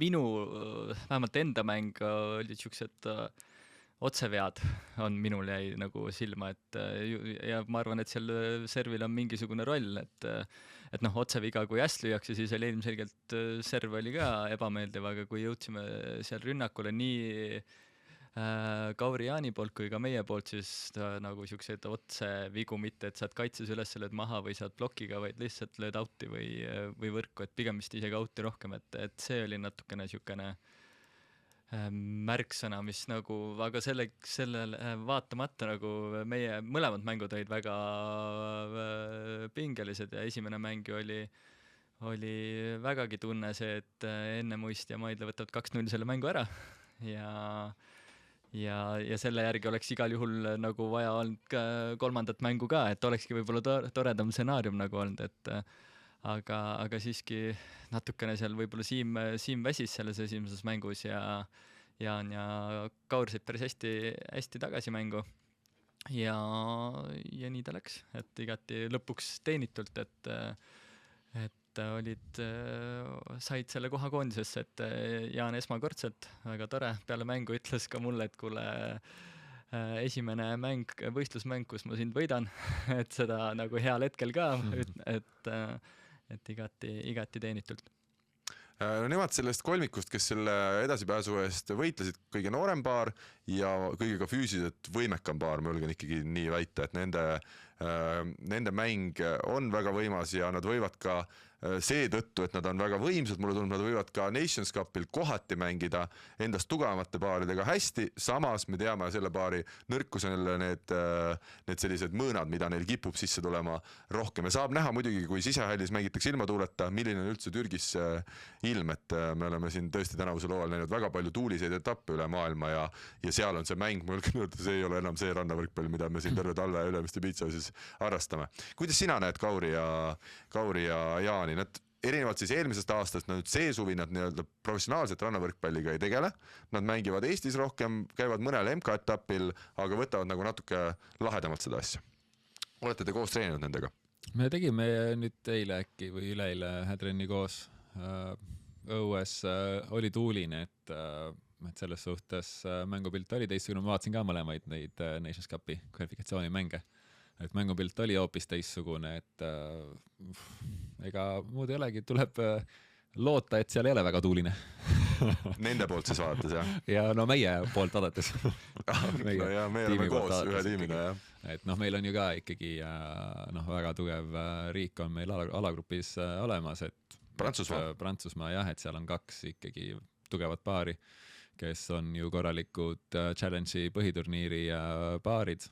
Et sellest esimesest mängust põhimõtteliselt oleneb, et mis seal saab, et ma arvan, et meil mõlemal paaril on suht keeruline nagu võita, et igal juhul peame mõlemad väga hästi õnnestuma, et sealt mingit lootust oleks. Sest nüüd on uus süsteem ka, et kui vanasti oli kuldse game'i süsteem, siis nüüd on lihtsalt võit ja kaotus ja kui üks meist peaks saama väga kindla kaotuse ja teine näiteks napi võidu, siis oleks põhimõtteliselt ka juba rong läinud. No vot, ja sa juba mainisid ära, jah, prantsused, Rotard ja Cotirra on siis esimene paar ja nendel siis maailmaedetabellis, kas oli vist 30. koht, mõlemad on igatahes esimese 40 seas ja kuidas meil teine paar oli, Passero ja Ajeva. Nemad on siis põhimõtteliselt sama tasemega paarid, esimene nendest on siis Eliidi 9 olnud sel aastal Saku Aremas ja Challenge'il olnud viimase aasta jooksul 4 korral veel esikümnes, nii et see on kvaliteeti näidanud ja teisel paaril siis on siin värske 3. koht Hiinast Challenge'i turniirilt ette näidata, et tõesti nagu sa mainisid, favoriid, ma julgen täna öelda isegi mõlemas mängus on pigem prantslased, teil ma näen küll ka siin ütleme ka rohkem šanssi teha head mängu ja võidelda võidu eest, aga ma ütleks Jaanil ja Kauril küll, et kui sealt peaks tulema võit, no see oleks üks väga äge rannavõrkpalli siuke üllatus meile kevadesse. Jah, absoluutselt. No vot, ja meil on ka värskelt infot maailmatabelist, Tiisar Gorokov on kerkinud 64. kohale ja Rebel Kais 274. hetkel, aga me teame, nad ei ole ka nõnda palju mänginud. Miks me nüüd pikemalt ei räägi täna Nations Cupilt, väga lihtne põhjus, kuna Liisa-Lotta Jürgenson, meie saate monteerija, on ise hetkel Šveitsis MK-etapil, tervituse temale sinna ja Eva-Liisale ka ja tervituse ka Hiina, meie esipaarile Remmelga Hollasele, siis me täna lihtsalt ei tea veel, millal see saade täpselt üles läheb. Me loodame, et lähipäevil, aga see sõltub, kuidas Liisa-Lottal siis Šveitsis aega on. Ma ütlesin talle ka, et ära jumala eest nüüd mängule minemata jätta, sellepärast, et saade valmis saab. Nii et saade läheb üles esimesel momendil, aga see ei pruugi juhtuda veel päris lähipäeval, kui me siin tõesti 22. mail seda saadet lindistamas oleme. Aga läheme edasi. Lühiuudiste rubriigis jätkame sellega, et 544 A-liiga, Tallinna A-liiga sai meil läbi juba mõnda aega tagasi ja mis oli minu arust väga äge, Mart Tiisar tunneb asja õige paremini, tema ennustas, et turniiri panevad siis 16 paarisest kinni 17-aastased Armin Kender ja Patrik Parjõgi ja täpselt nii läkski, nii et sinu ja teie mõlema treeningkaaslastele on siis tulnud esimene siuke natuke tähtsam võit ka meesteklassis ja finaalis alistati siis Nils Rühka, Rein Tiisar 2-0 ja pronksi teenisid Karl Maidla, Siim Ennemuist, kes alistasid siis Sten Vahtras ja Mihkel Nuudi. Urmas Piik, Sander Steinberg seekord 5. ja ka Rinaldo Steven Kavanen 9. Nii et minu pakkumine, et Rinaldo Kavanen medali võtavad, läks kuidagi nüüd üllatuslikult vaatangi, et ei olegi nagu, aga okei. Urmas, sinu kommentaar esmalt oma turniirile. 2 väga halba mängu, 2 kaotust. Ma ei tea, kui palju neid mänge ka lõpuks oli, ma arvan 2 keskpärast mängu ja ma isegi julgeks öelda 4-5 väga korralikku mängu. Et selles suhtes paratamatult me nagu siukses olukorras oleme, kus natuke need Ameerika mägesid on, et väga palju loeb, mis me paar nädalat ette oleme teinud, kui see mäng aset leiab, kui ei ole midagi teinud, siis lööb päris valusalt, varasemalt võib-olla nii valusalt pole löönud, et tuleb nagu sellega arvestada ja siis kui on nüüd hooaeg pihta hakkab järjest rohkem, siis peame arvestama nende asjadega, tahaks nagu seda stabiilsust leida, et kuskilt maalt alla ei lange, et seda nagu ruumi natukene väiksemaks saada, et eks me nende asjadega oleme tegelenud ka päris palju siin viimasel ajal. No mõlemal on pere ja lapsed ja ütleme see aja planeerimine vist ma saan aru on kõige suurem väljakutse, et kuidas leida ühiseid trenni aegu üldse? absoluutselt, see on väga suur challenge ja jah, et siin on ikkagi kõik vabad hetked proovime siis põhimõtteliselt trenni teha, kas jõusaali või palli, et selles suhtes on challenge, aga saame hakkama. Tees kaotasite veerandfinaalis Sten Vahtrasele ja Helger Häälele, nii et olgu see ka öeldud, Helger Hääl läks seejärel reisile ja siis Sten Vahtrast tuli finaalturniiri Mihkel Nuudiga mängima, aga see on A-liiga, see on natuke sõbralik liiga, kõigil on see ikka pigem nagu ettevalmistuseks suveks, nii et koostöös siis teiste finaalturniiril osalejatega sai selline otsus vastu võetud, et Vahtrast saab paari eest vahetada, aga me soovime õnne ka Nilsile ja Reinule. Eelmise aasta pronks sai vahetatud tänavu, mil oli ikkagi oluliselt kõvem konkurents, ma julgeks öelda kohe mitu korda kõvem konkurents, siin Kaarel Kais ja Jaanus Kuller näiteks, kas nemad jäid ka 9. või olid veel kaugemal tagapool, et siin ikkagi päris tumin oli tase ja selles suhtes Nilsi ja Reinu teine koht väga kõva, nii et tervitame häid sõpru ka siit poolt. Aga naistest siis oli meil hooaja eel teada, et saab ühe kohaga wildcardiga üks noortepaar ja selleks otsustasid siis meie parimad noored Eestis Tartumaalt tulid Marta-Miia Ploomipu ja Anne-Mai Hanimägi, 16-aastased. Ja no see, mida nad näitasid seal 2 mängu jooksul poolfinaalis ja finaalis, see oli ikkagi vägev. Finaal võideti Eesti rannavõrkpallis ikkagi tuntud nimede Maret Kuuse ja Olga Pestrova vastu 21-6, 21-11. Nii et meil on Eestis ikkagi üks väga-väga korralik paar peale tulemas, mida me teame nende kohta. Teame siis seda, et Rivo Vesiku käe all nad treenivad. Suure osa Tartust küll ennekõike Karl Jaani käe all, aga kord kuus siis käib ka Rivo Vesik nendega treenimas. Teevad trenni ka Hollas Remmelgaga ja teevad nüüd siis ka Kuivanen Jürgensoniga, kui võimalus tekib. Nii et ütleme see esimene talv tippudega koos treenimist ja ka esimest korda nad tõiselt jõusaalisele keskendunud. Nad siin ise ütlesid, et see on palju muutnud nende mängu. Siis mulle tundub, et see suvi tuleb Eesti rannavõrkpallis väga huvitav ja saab näha, millal Ploomipu Hanimägi hakkavad siis ka Kuivanen Jürgensoni ja Hollas Remmelga vastu esimesi selliseid põnevaid matše ametlikult pidama. No Ploomipu ma tooks eraldisid välja veel, mõlemad on väga vägevad mängijad, aga Martamäe ja Ploomipu ikkagi täna mängijana näeb välja juba, ma julgeks öelda omajalistest kindlasti Euroopa tipp. Et seal on kõik asjad olemas, mis peab ja soovime mõlemale nii Ploomipule kui ka Hanimägile meeletult edu sellel algaval suvel. On teil lisada midagi A-liiga kohta? Sina, Mart, see aasta A-liigas kaasa ei löönud? Ma see aasta ei löönud. Juhtus niimoodi. Aga ei, põnev oli vaadata. Käisin ka finaalmänge vaatamas või finaalmängu. Et väga sümpaatsed olid nii Rein ja Nils kui noored ja oli siuke väga äge, et selline liiga on ikkagi, te olete loonud, et on selline võistlusväljund noortele, et ma loodan, et sellest kasvab siin aastatega veel ja näha on, sa ütlesid ka, et tase on ju tõusnud, et neid paare, kes ikkagi mängivad aasta läbi, kas siis olgugi 2 korda nädalas või vähem või rohkem, aga ikkagi arendavad ennast rannas ja et nad saavad ennast võistlustel proovile panna ja et noored saavad seal väljund, et see on kõik üli äge. Ja no mis me ise oleme ikkagi vaadanud ja siin ka saates rääkinud, vahel meile tundub, et see Eesti rannaval ongi 30+ vanused, kui sa alla 30 siis siin turniirile peale ei lasta, aga et see aasta meil just A-liigas olid võitjad, eks ole, väga noored ja lisaks veel meestest siin osalesid, tuleb kohe Povjakel Koita meelde, Džuhnikov, Sitnikov, kes ka väga korralikult mängisid siin konkurentidega, samamoodi Külvi Talvist, kes on natuke vanemad, aga et ei ole päris ainult see, et nüüd on 30+ vanused, vaid tuli noori ka lahedalt peale, et see on ka meie huvides, kes me ise küll oleme 30+ vanuses kõik, aga et tuleks neid noori ja oleks neid, kes asja hakkavad üle võtma vaikselt. Vot, naistele ütlemata pronks Kadri Kruusil ja Jana Timofejevile, see on ka fantastiline paar, ma ütlen, tervitused lihtsalt sinna poole naistele. Ja sellega on hea edasi minna. Võtsin ühe väikese teemanurga veel siin uudisterubriigis ette.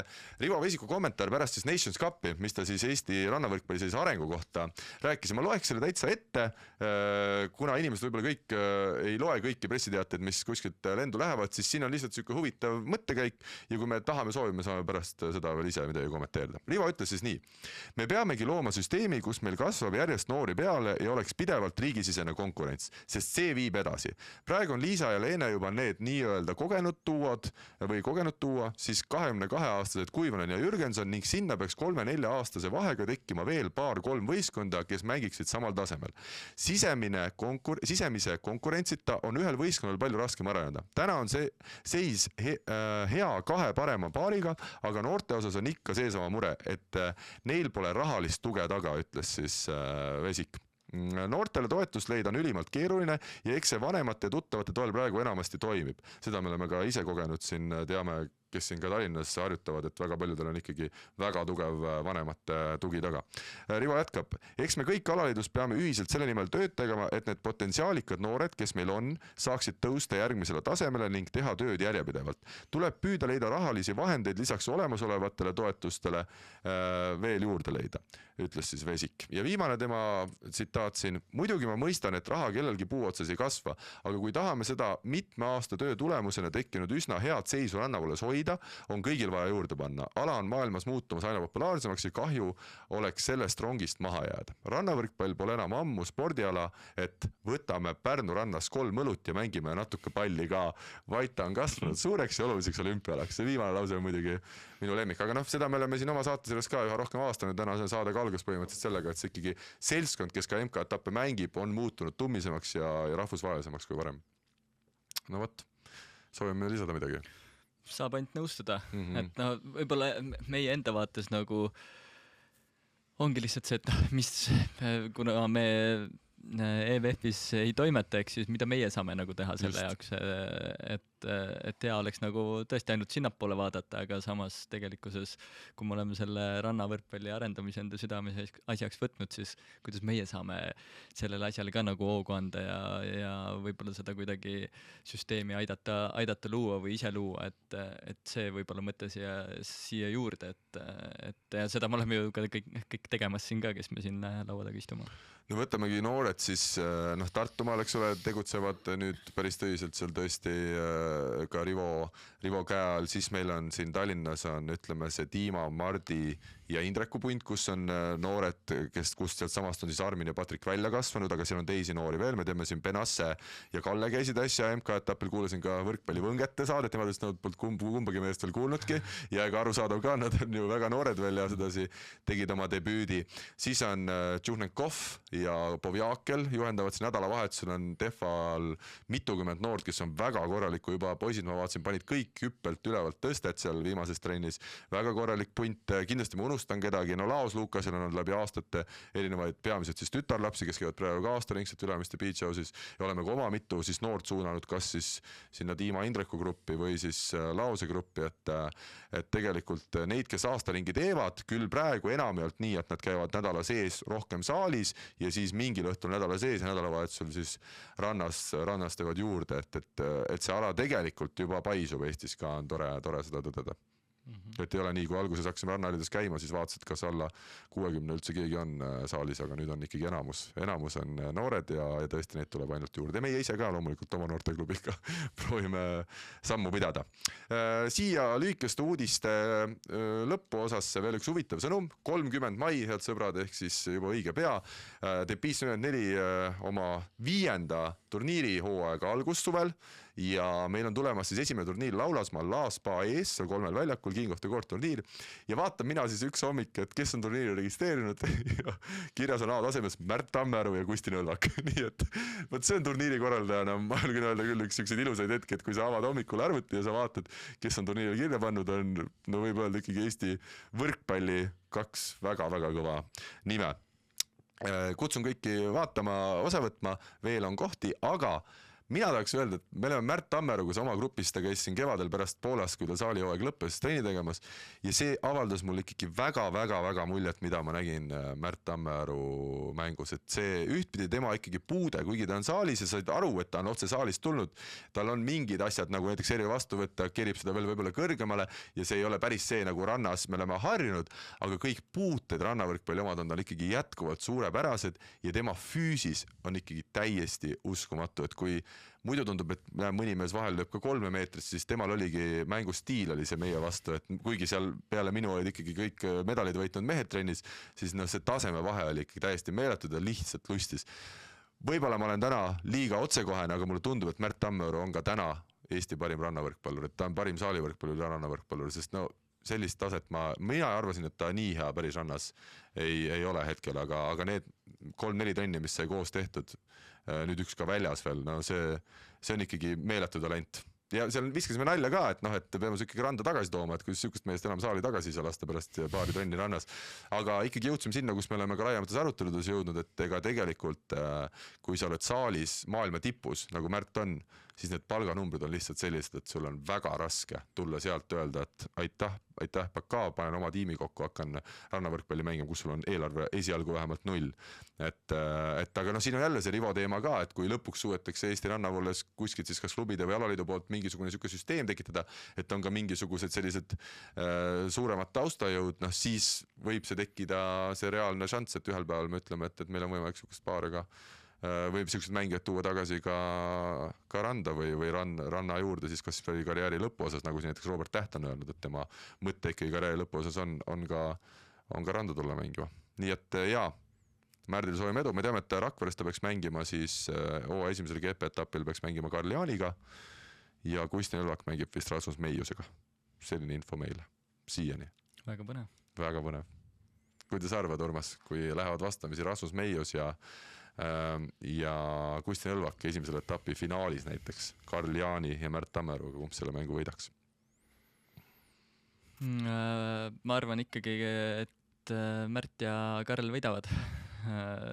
Tammearu Jaani siis, et ma olen selles suhtes nõus sinu kiitusega Märdi suunas, et ta ikkagi on talent, keda väga tihti Eesti võrkpallis ei näe ja ta igatepidi on Eesti parim võrkpallur, et ja ta on ka nii palju rannavõrkpalli noorest peast mänginud, et tal ei olegi see ületulek nagu liivale niivõrd raske siukse nagu treenituse ja pallitunnetuse pealt, et ta on tõesti hea ja no ma olen siin nagu mõelnud, et ta on nagu ka Karl Jaanile ideaalne paaril, et no ise tahaks ka siukse Märt Tammearu sugus, et ta on natuke nagu Tiima minu jaoks oli, et kui minule serviti, siis Tiima tegelikult oli ikkagi tundis ennast väga mugavalt siukeste teiste pallide lahendamisel siis ja ta oli just siuke osav ja tegi siukseid pehmelt asju, siis Märt on nagu siukene, kes see raadius, kus see vastuvõtt võib olla, et oleks ikka ohtlik, on niivõrd suur, et see oleks nagu päris pull mängida siukse vennaga. Lisaks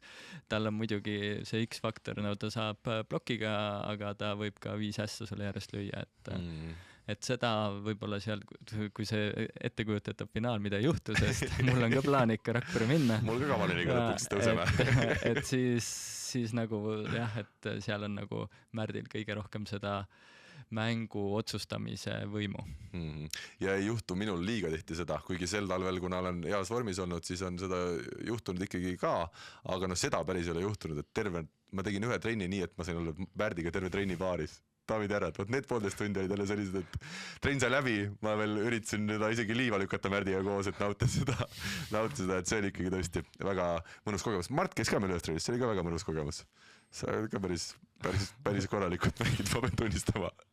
No võt, ja meil on siin plaanis siis ka suvisest rannavalle kalendrist natukene rääkida, et võib-olla inimesed, kes suveplaane peavad, olgu öeldud, et Eesti rannavalle GP suvi algab siis juuni 1. nädalavahetusel 6.–8. juuni Rakveres, siis on 6 aega pausi, tehakse trenni, jaanipäev, kõik muu, 4.–6. juuli on Paides, ma ei tea, kes laulu- ja tantsupeo ajale paneb ikkagi mingeid teisi sündmusi Eestis, see on kriminaalses korras võiks olla karistatav, aga okei, minul ilmselt seetõttu Paides jääb vahele või siis mängin ainult ühe kvalifikatsioonimängu ja siirdusin edasi kontserdile.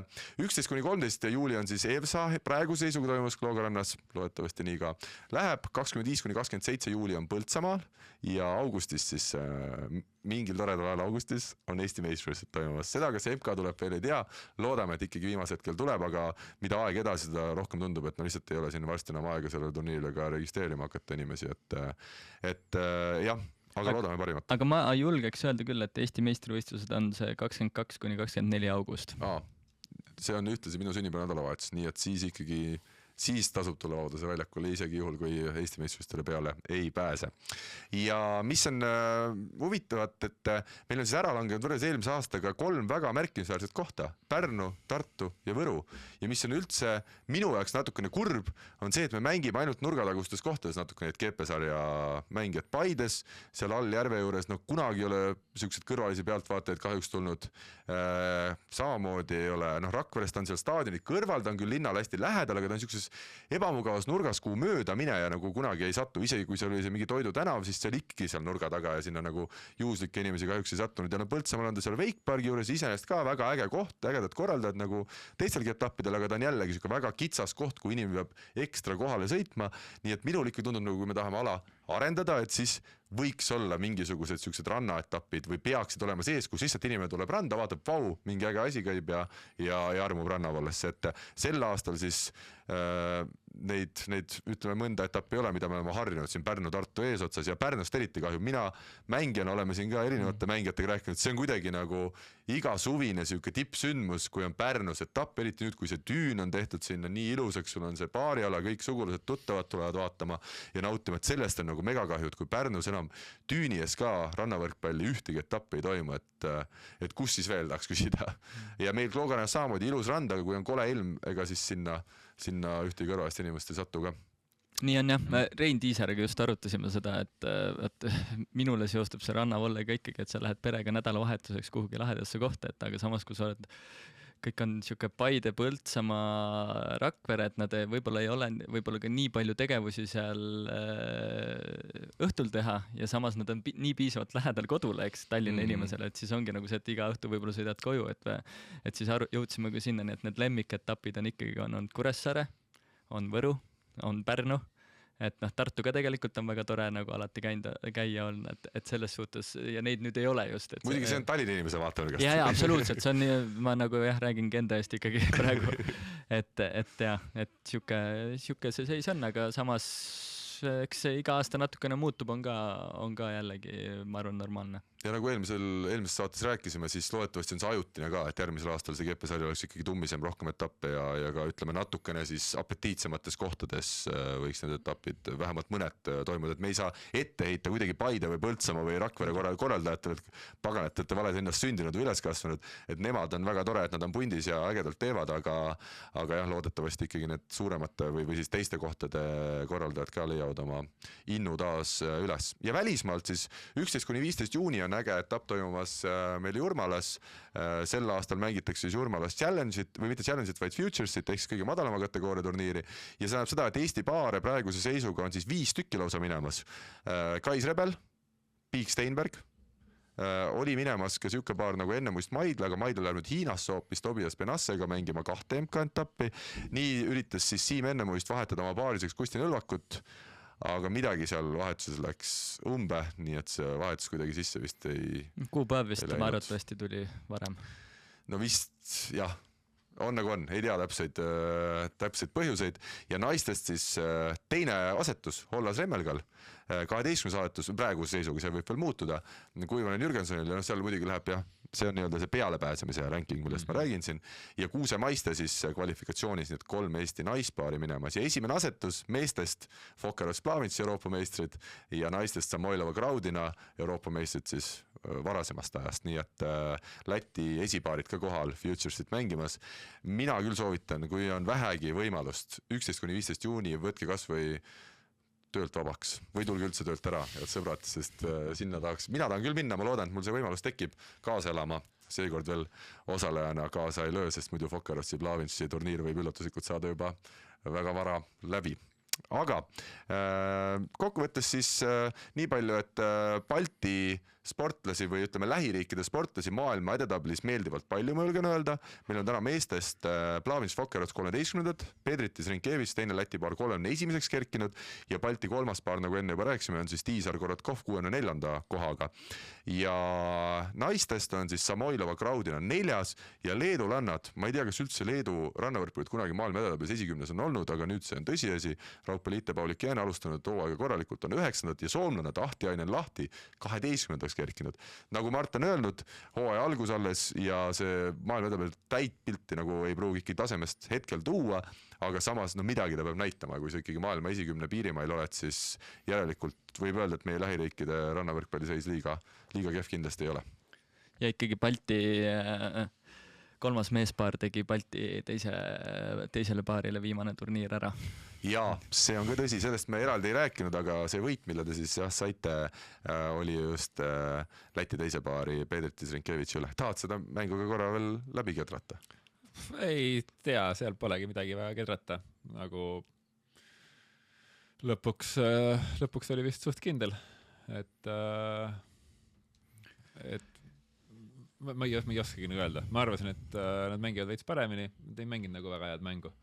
Meil oli nagu okei, saime seal, neil on siuke huvitav käegi just Pedriti seal, et ta teeb asja natuke teistmoodi, ta täpselt näeb siuke välja, et nagu vaatad talle peale, siis tundub, et igal juhul peaks sealt punkte saama. Võib juhtuda, et ei saa ja siis tundub nagu kole kummaline, aga meil õnneks nii ei läinud, et vaatasime, et peaks saama ja siis saime ka. Selge. Ja välislõppu siin selles uudistemurgas oleme jätnud siis selle uudise, et meil on rannahalle kerkimas nagu seeni pärast vihma. Luigele tuleb siis 544 rannahall tänavu sügisel, augustis, loodame ehitustöödega juba valmis saada, loodetavasti septembris avada. Selline on vähemalt praegune plaan veel. Urmas, oled sa nõus? Olen. Kuidas on, kas keskmiselt, ütleme Eestis öeldakse, et 40 tundi võiks nädalas tööd teha, kui palju sina teed tööd praegu? Ei loe.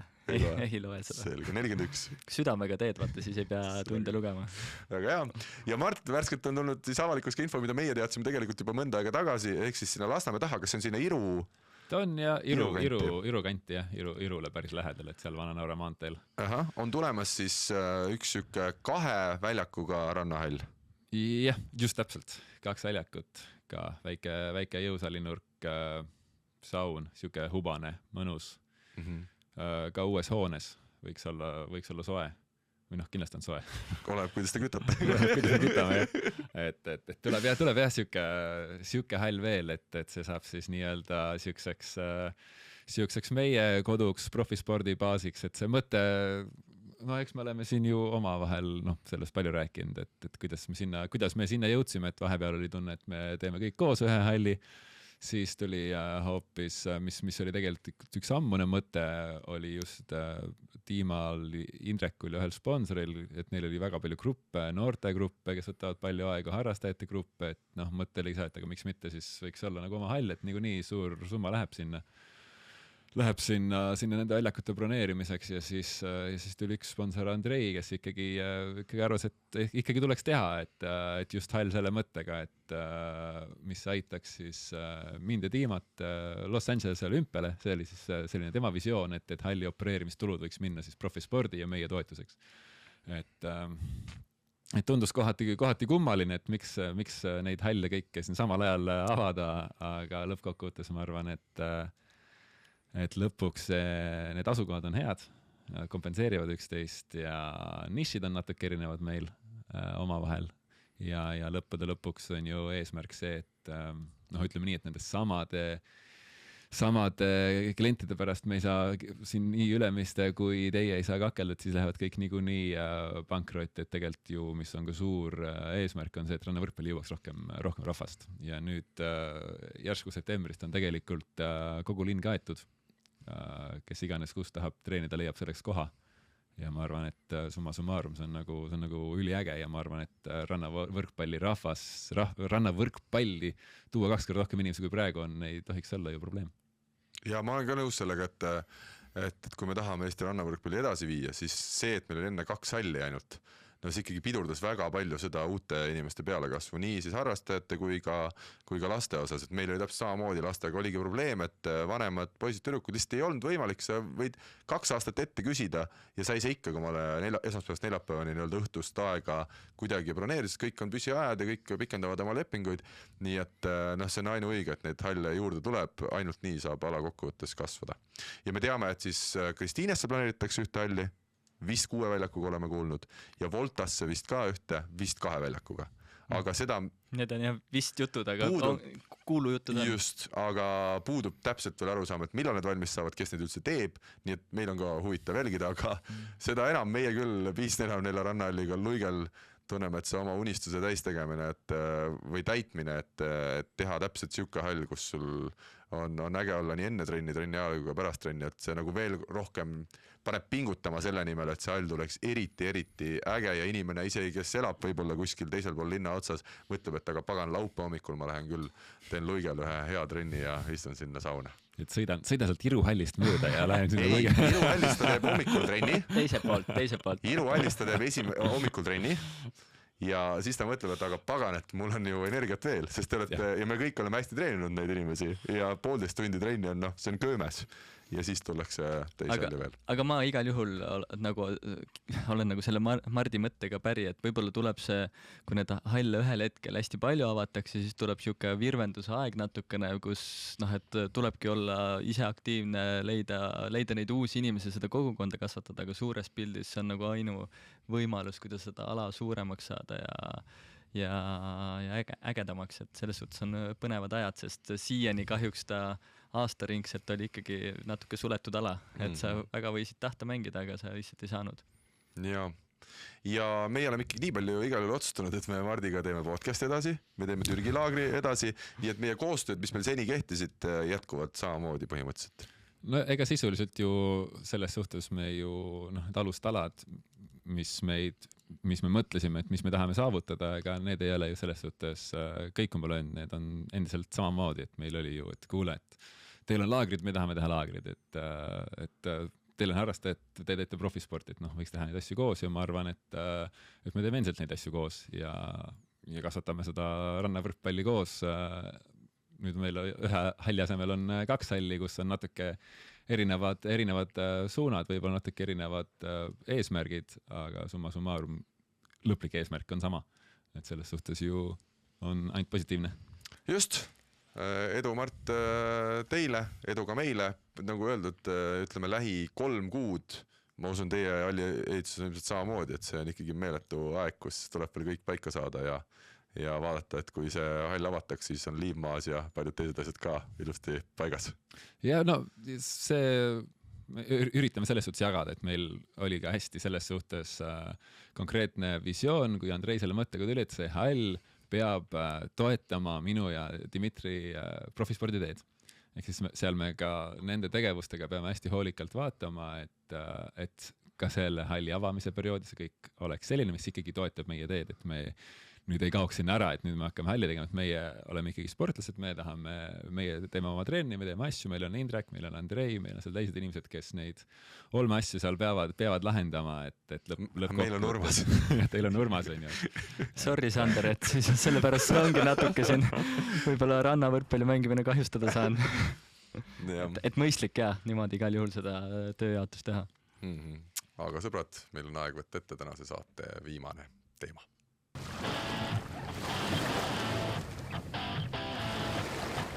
Ja Tehnika nurgas oleme täna otsustanud läheneda teemale natukene teise külje alt, ehk siis rääkida hooajaks ettevalmistumisest, kuna minule tundus, et me oleme kõik mingis mõttes ikkagi erinevat moodi treenimas ja just sel talvel ka kõik ikkagi treenimisele väga sügavalt keskendunud. Siis ma vaatasin, et Urmas ka noogutab, et siis võtame selle teema täna ette ja alustame siis sellest, et kuidas üldse ettevalmistus üheks hooajaks käib. Mart, sina oled 10 aastat rannavõrkpalliga professionaalselt tegelenud. Kuidas sinul see hooaja ettevalmistamine ja see plaanide tegemine üldse välja näeb? No 10 aasta jooksul me oleme ka päris palju erinevaid asju õppinud, uurinud, katsetanud ja võib-olla summa summarum, kus maal me praegu oleme, on see, et hooaeg on pikk. Hooaeg on väga-väga pikk ja mis on võib-olla üks olulisemaid nüansse on see, et sa pead olema terve. Rannavõrkpallis on eriti oluline, et sa oleksid terve, sest kui sina terve ei ole, siis sa ei saa mängida ja su tiim ei saa mängida. Et see on üks olulisemaid nüansse. Ja teine on see, et siis sa suudaksid oma füüsilise kehaga sooritada neid asju, mis sul on vaja seal platsil sooritada. Et me vaatame nagu sellest hästi funktsionaalselt, et meie jaoks praegu ei ole olnud sellist, et nüüd on hooaja ettevalmistus, nüüd me teeme ühtesi asju hoopis teistmoodi, hooaja kestel me teeme mingid asju teistmoodi, et oleks sellist superkompensatsiooni või ilgelt mahtu ja vähem mahtu, et me oleme kogenud ja me oleme näinud, et füüsiline keha, eriti sellise pika hooaja spordiga, kus sul ei ole mingit suurt kontakti või kaklust, vaid sa tegeledki ise ja palliga, et see füüsiline areng võiks olla nagu stabiilne, lineaarne, et me tegeleme sellega hooaja vältel, hooaja alguses, hooaja kestel sisuliselt samamoodi. Urmas, samamoodi siuke pinnapealne küsimus kõigepealt, et kuidas sina seda ettevalmistamist oled teinud? No mul on iga aasta natukene erinev olnud, aga sa küsid konkreetselt nüüd selle hooaja kohta. No ma üldse mõtlen, et sul on, mulle tundub ka siin kõrvalt vaadates, et sul on ikkagi muutunud päris palju professionaalsemaks see tegemine, et sa oled võtnud, ütleme, esiteks saad treenida suurepäraselt Eesti esipariga koos ja teisalt oled ka jõusaalis, on meil kõigil siis üks treener ja on kavad ja on siuke läbimõeldud tegutsemine sealpool ka. Jah, aga no selles suhtes algab ikkagi sellest, mis Mart rääkis, et tuleb terve olla, eks, et minul selles vanuses juba 38, ma tuletan meelde. 38 ja eelmine aasta äkki suveperioodil tiimaga mängisime 13 või 14 turniiri, aasta enne seda ka 12-13. Aga see on ka suur vahe, kui mina mängin turniiri, see on mul tihti, eks ole, 2 game'i ja võib-olla 32 minutit, siis kui te mängisite ikkagi Eesti GPL ja ka rahvusvaheliselt olite edukamad, siis see tähendab hoopis mingit muud mahtu. No just, jah, et lisaks sinna need harjumatud lennureisid võistlema, et ma tegelikult, mul ei ole ju seda tausta olnud, eks. Ja tegelikult mõlema need tiima hooaja lõpud ikkagi põlv hakkas haiget tegema ja eelmine aasta tegelikult ma kellelegi sellest niimoodi ei rääkinud, aga eelmise aasta 2 viimast turniiri, mis oli siis Paides karikafinaal ja Pärnus Eesti meistrivõistlused, mul ikka põlv oli megavalus. Et ei olnud täpselt see, kus ei olnud nagu mõistlik tegelikult mängida. Ma tean, ma tiimale ka meelega ei rääkinud, Triinule võib-olla midagi mainisin, nagu, et ma ei kujuta ette, et kuidas see ära kestab, neelasin mõnusalt valukaid ja mängisin, sest ma nii väga tahtsin tegelikult mängida, teadsin, et need on tiimaga 2 viimast nagu turniiri koos ka ja no mõlemad võitsime ka, et selles suhtes tühja see põlv. aga no siis ikkagi algas nagu uueks hooajaks ettevalmistamine ja siis läksin Kaspar Rivassepa juurde, käisin MRT-s seal oli ikka kõõluse põletik, 4 pealihase patellase ühenduskoha teema ja tema iseenesest ütles, et 4-5 kuud ei tasuks nagu hüpata ja midagi teha. Ma just olin Sandriga enam-vähem plaanid paika pannud ja hakkasime just nagu trennis käima. Aga ma ühtegi trenni ära nagu ei jätnud, et nad ütlesid, et nagu siukene liigutamine on ikkagi okei, aga ma seal siis ütlesin, et ma nagu täiega ei hüppa, et üsna kiiresti sain aru, et see, et ma täiega ei hüppa, mu mängu väga palju ei muuda. Et lihtsalt see küll teadlikult nagu ei kasutanud seda põlve, ma ei läinud nagu niimoodi hüppes, nagu ma võib-olla lähen, kui ma täitsa terve olen.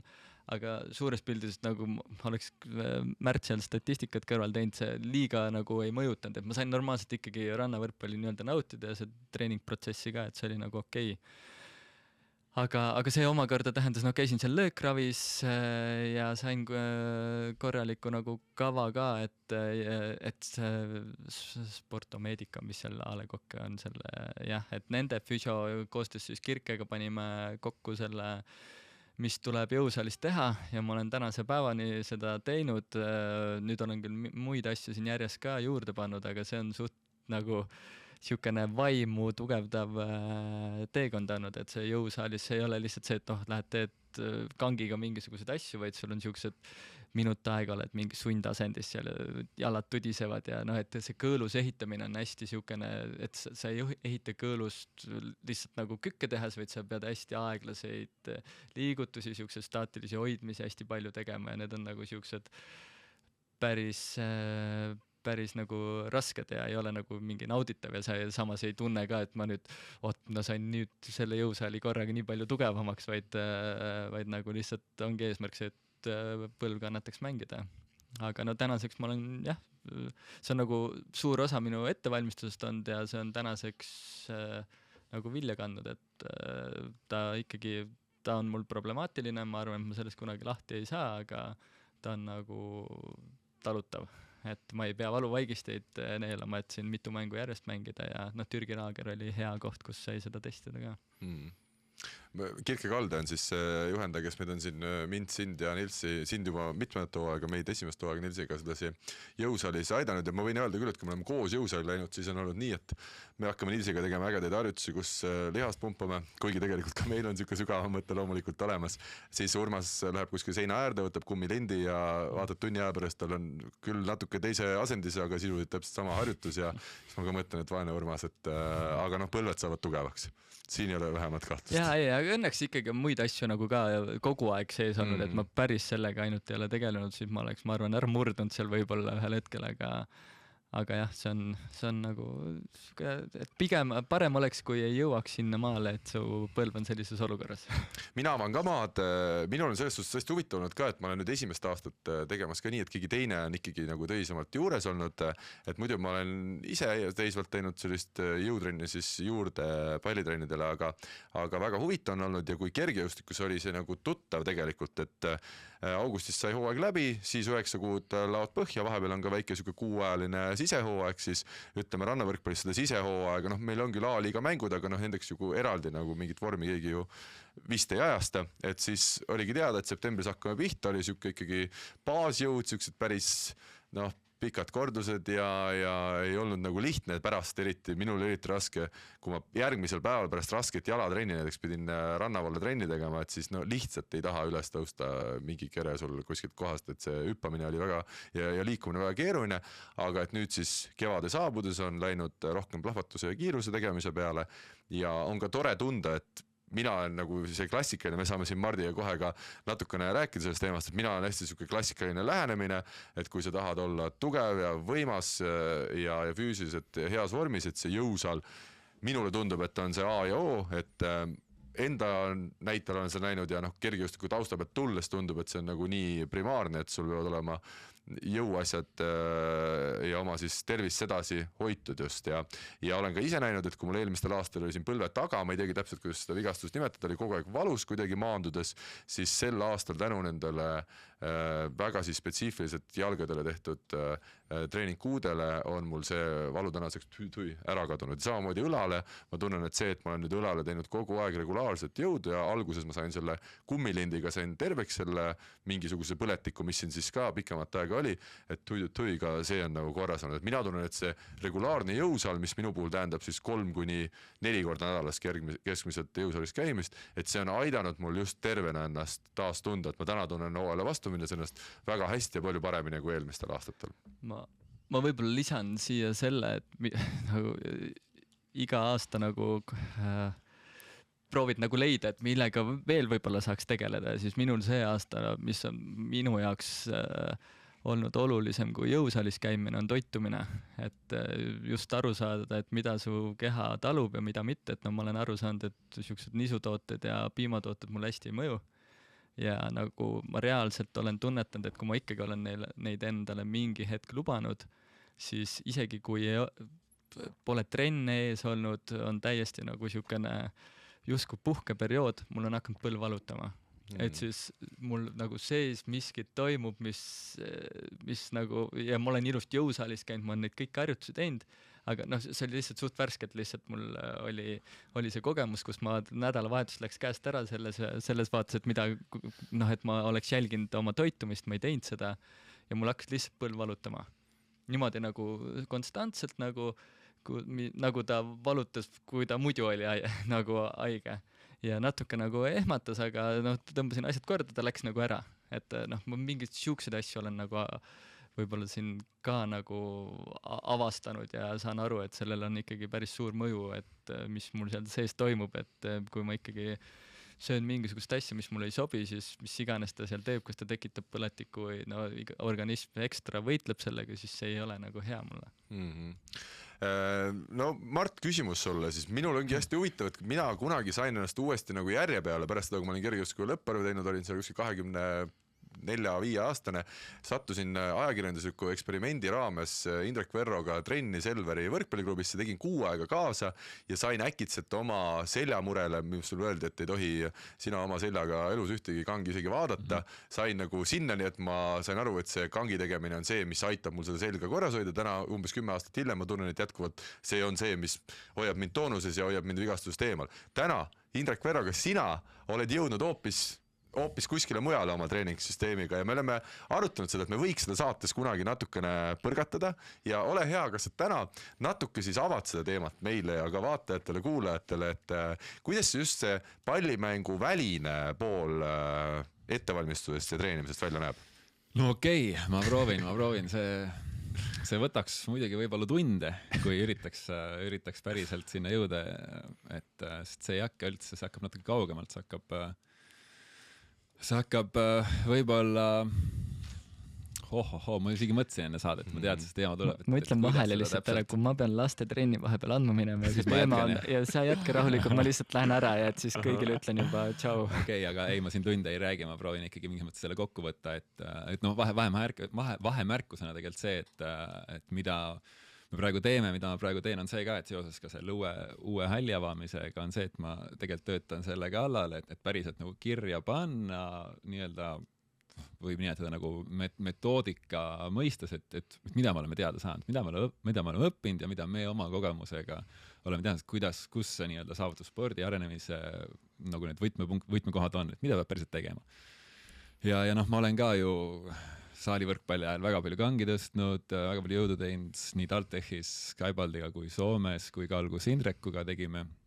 Indrekuga väga raskelt vist isegi tegelikult algus ei teinud, aga noh, palju sellist klassikalist tegime küll ja on päris palju kogemusi olnud, et mida see nagu teeb kehaga, kuidas see jõud päriselt palliplatsile kandub ja nii edasi, aga kuhu me siis praegu oleme jõudnud oma arusaamaga on see, et üleüldiselt ka näiteks rannavõrkpallis, kui me vaatame, mida me teeme, siis me tavaliselt esitame endale selle küsimuse, et kuidas need asjad nagu kuidas need loomulikud anded avaldada. Et noh, kui me vaatame näiteks, ma ei tea, Urmasel on väga hea loomulik vaist, lugemine, pallikontroll ja nii edasi.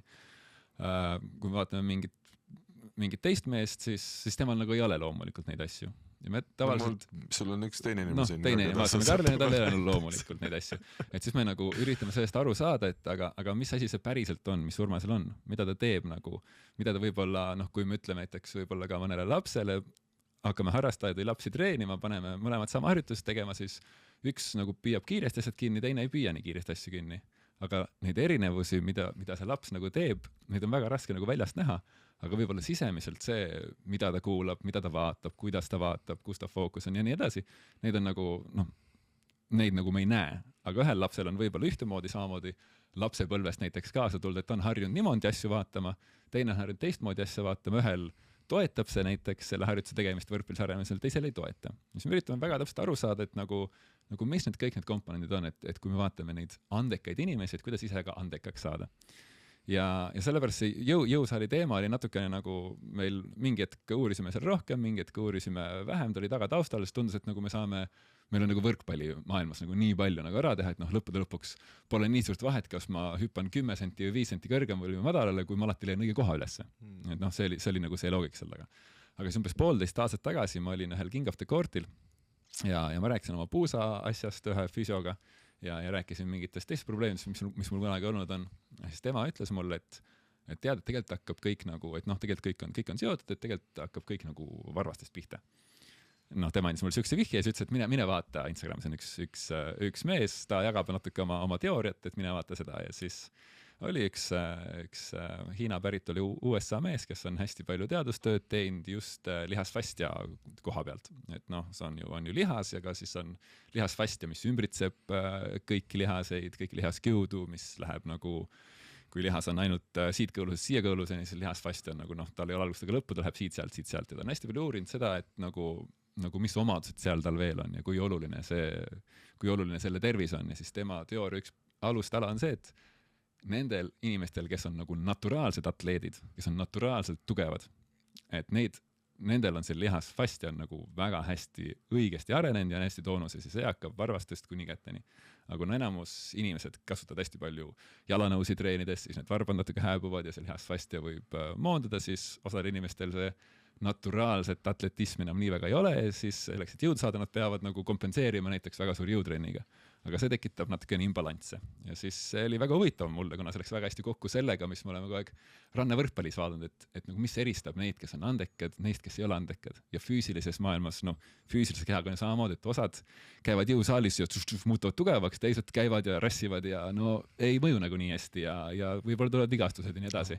Et seal on nagu selline nagu vaadata, aga mis neid nagu eristab ja kui just öelda, et geneetika ja kaasa sündinud, siis võib-olla see on natuke liiga umbmäärane ja siis ma võtsin selle mehega ühendust, ma tegin 12 nädalat taga trenni, tegime ühe treeningprogrammi läbi, et rohkem teada saada. Iga nädal oli siis temaga kokkusaamine, 3 korda nädalas olid trennid ja igapäevased ülesanded ja siis sealt avanes nagu, see muutus kõik nagu hästi loogiliseks ja see nagu, saime palju teadmisi, siis me kogu aeg rääkisime Indrekuga ka, siis Indrek tegi ka temaga selle programmi läbi ise, et oma naha peal kogeda ja teada saada ja nüüd me siis uurime seda edasi, et kuidas nagu oma kehad ette valmistada nii, et nad oleks nagu andekad, et nad oleks naturaalselt tugevad, et me oleksime lõpuks need mehed, kes sa vaatad, et nagu täitsa lõpuni tuleb metsast, hüppab, vajutab, teeb, lööb, kõik on täpne, kõik on kiire, kõik on tugev.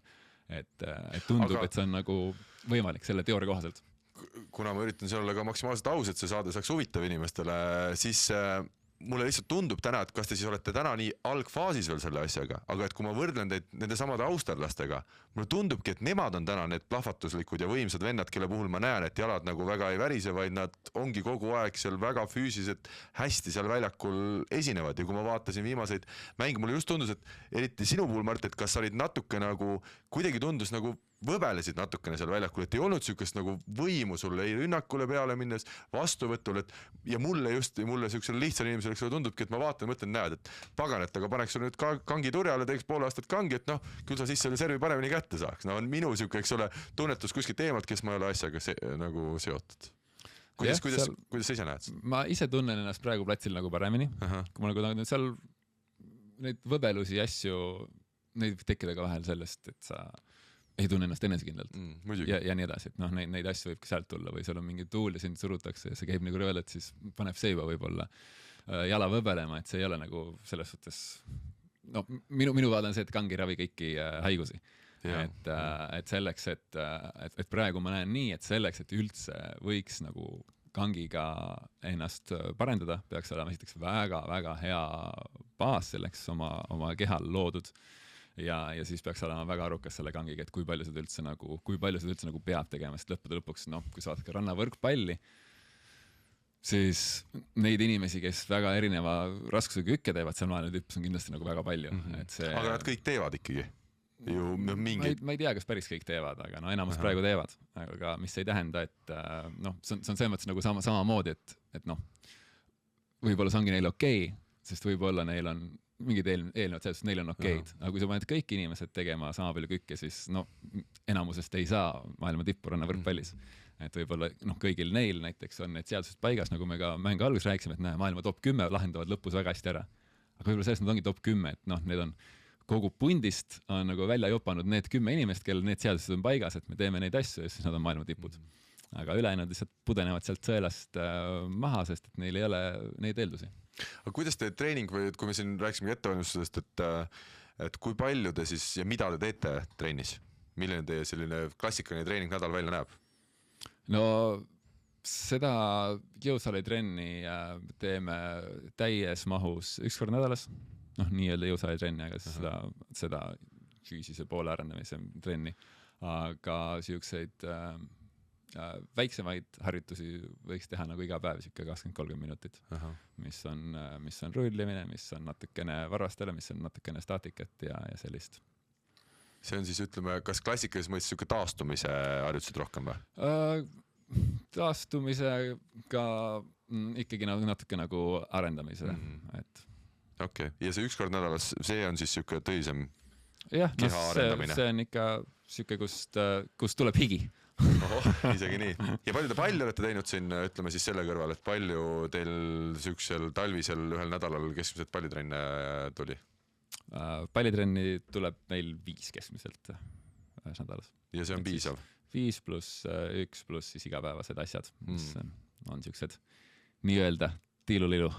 Kas sa tead ka, kuidas rootsed trenni teevad? Sest rootsed on meil siin hea näide olnud saates ka läbi aastate ja ma mäletan, mul on siin meeles üks Kusti kommentaar, et kui te tegite nendega trenni, et siis tundsite, et lihtsalt ei jõua nendega sammu pidada, et kuidas nad siukse tempoga panevad. Muidugi noored mehed ka ja neil on ilmselt see sama füüsiline ettevalmistus olnud juba niivõrd sellele rõhutud, et nad peavad hüppelt jõudma tõsta, aga nad on ka ikkagi seda maailma nii-öelda taset tundub, et ongi tõstnud sellega, nad ongi teinud rohkem ja paremini mingeid asju ilmselt. Kas sa tead, kuidas nemad ka nii-öelda palliväljaku kõrval teevad või nad teevadki väga palju liival mingisugust sükest ükemoodi asja? Ma olen rääkinud küll nendega selle teemal, nad ütlesid, et nad, küsisin üks kord otsa, et mis te teete jõusaalis selle pikema plokimehe käest, et ta on mulle väga palju tahtnud öelda, aga ütles, et ega nad pigem nad jõusaalis lihtsalt keskenduvad tervishoiule.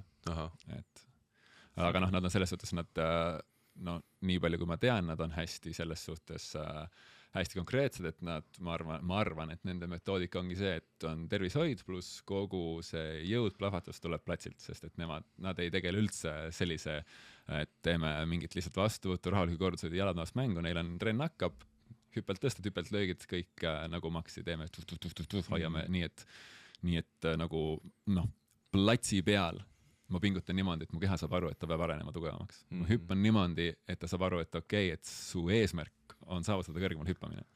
Et mulle need rootslased just, ma ei tea, kas nii tohib öelda, Mart paranda mind, on just siuksed vastjamehed nagu või nagu De Groot ka samasugune, et nad, kui sa vaatad peale, nad ei ole nagu kuubakad või siuksed, aga nad on kõige... Teine kuubakas on muidugi hipp. Okei, see üks kuubakas on lihtsalt, see võtab kogu platsi. Aga nagu, et ma pedasin silmas, et ta ei ole siuke musklivend, rootslased ei ole üldse. Mina ütleski, ta on nagu plahvatuslik paar hästi. Just, ja De Groot on samasugune, kes mul on kogu aeg silma jäänud, et vaatad kõige, tema enam pitseps on selline ja paneb sealt kõige tugevamat lööki. Aga mis on veel oluline, mida ma siin ise ka kirja panin enda asjadest rääkides, et kui on jalad on, mulle tundub see alus nagu, et jõusaalist teen jalgu, siis ma tunnen ennast rannaliival üldiselt ikkagi palju võimsamalt ja ülakeha on nagu selleks, et olla toonuses, aga mida mina olen avastanud võib-olla rohkem just viimasel aastal, et kui ma olen teinud samal nädalal kerelihaseid palju, siis ma tunnen ennast väljakul hoopis paremini. Vastuvõtul ma tunnen, ma kontrollin paremini ja rünnakul ka, et ma suudan seda vibu asendit hoopis paremini nagu rakendada jõuselt. Kui ma tunnen, et ma ei ole kerelihaseid antud nädal teinud, see on kuidagi siuke pehme olek, ütleme harrastaja sükest sõnavara kasutades, aga et kui ma olen kerelihaseid tunnen, siis ma tunnen, et ma suudan rakendada seda jõudu, mis minu kehas on olemas, nagu lööki ja mulle tundub, et täpselt need samad rootsed ka, ma ei tea, aga mulle tundub, et kerelihased, kui sa vaatad neile ka peale, on neil ilmselt väga-väga tugevad, et see kerelihas ikkagi ühendab sul neid jalgu ja ülakeha päris hästi on päris oluline. On minu tunnetus. Jah, ma veel lisan siia nii palju, et mul enda vaatevinklist on, ma ei tea, kuidas siin teised kõrvalt näevad, aga mulle endale ei ole tundunud kunagi, et ma oleksin teadmis andekas mängija. Ei nagu võrkpalli mõttes, et minul ei ole kunagi nagu tulnud mingit Urmase loogikat, mängul lugemist, platsist aru saamist, kui meil saali võrkpallis ka, siis pigem oli siuke ikkagi ohmu maine. Ja füüsiliselt ka, et okei, ma hüppasin, aga ega ma lüüa ei jõudnud mingil jõusaali, aga nagu platsil nagu tugev. Et selles suhtes on nagu, ma arvan, et ma olen hästi hea kandidaat selliseks eksperimentideks, sealt võib-olla on ka tulnud see soov, sest et võib ka öelda, et okei, aga teeme nii nagu kõikide teistega, et küll sa jõuad kuskile ja kindlasti jõuaks kuskile, aga ma olen 100% kindel, et ma ei jõuaks maailma top 5.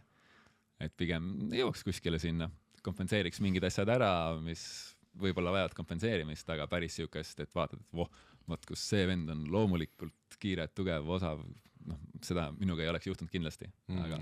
Ja olgem ausad, see protsess veaks igav ka. Jah, seda ka.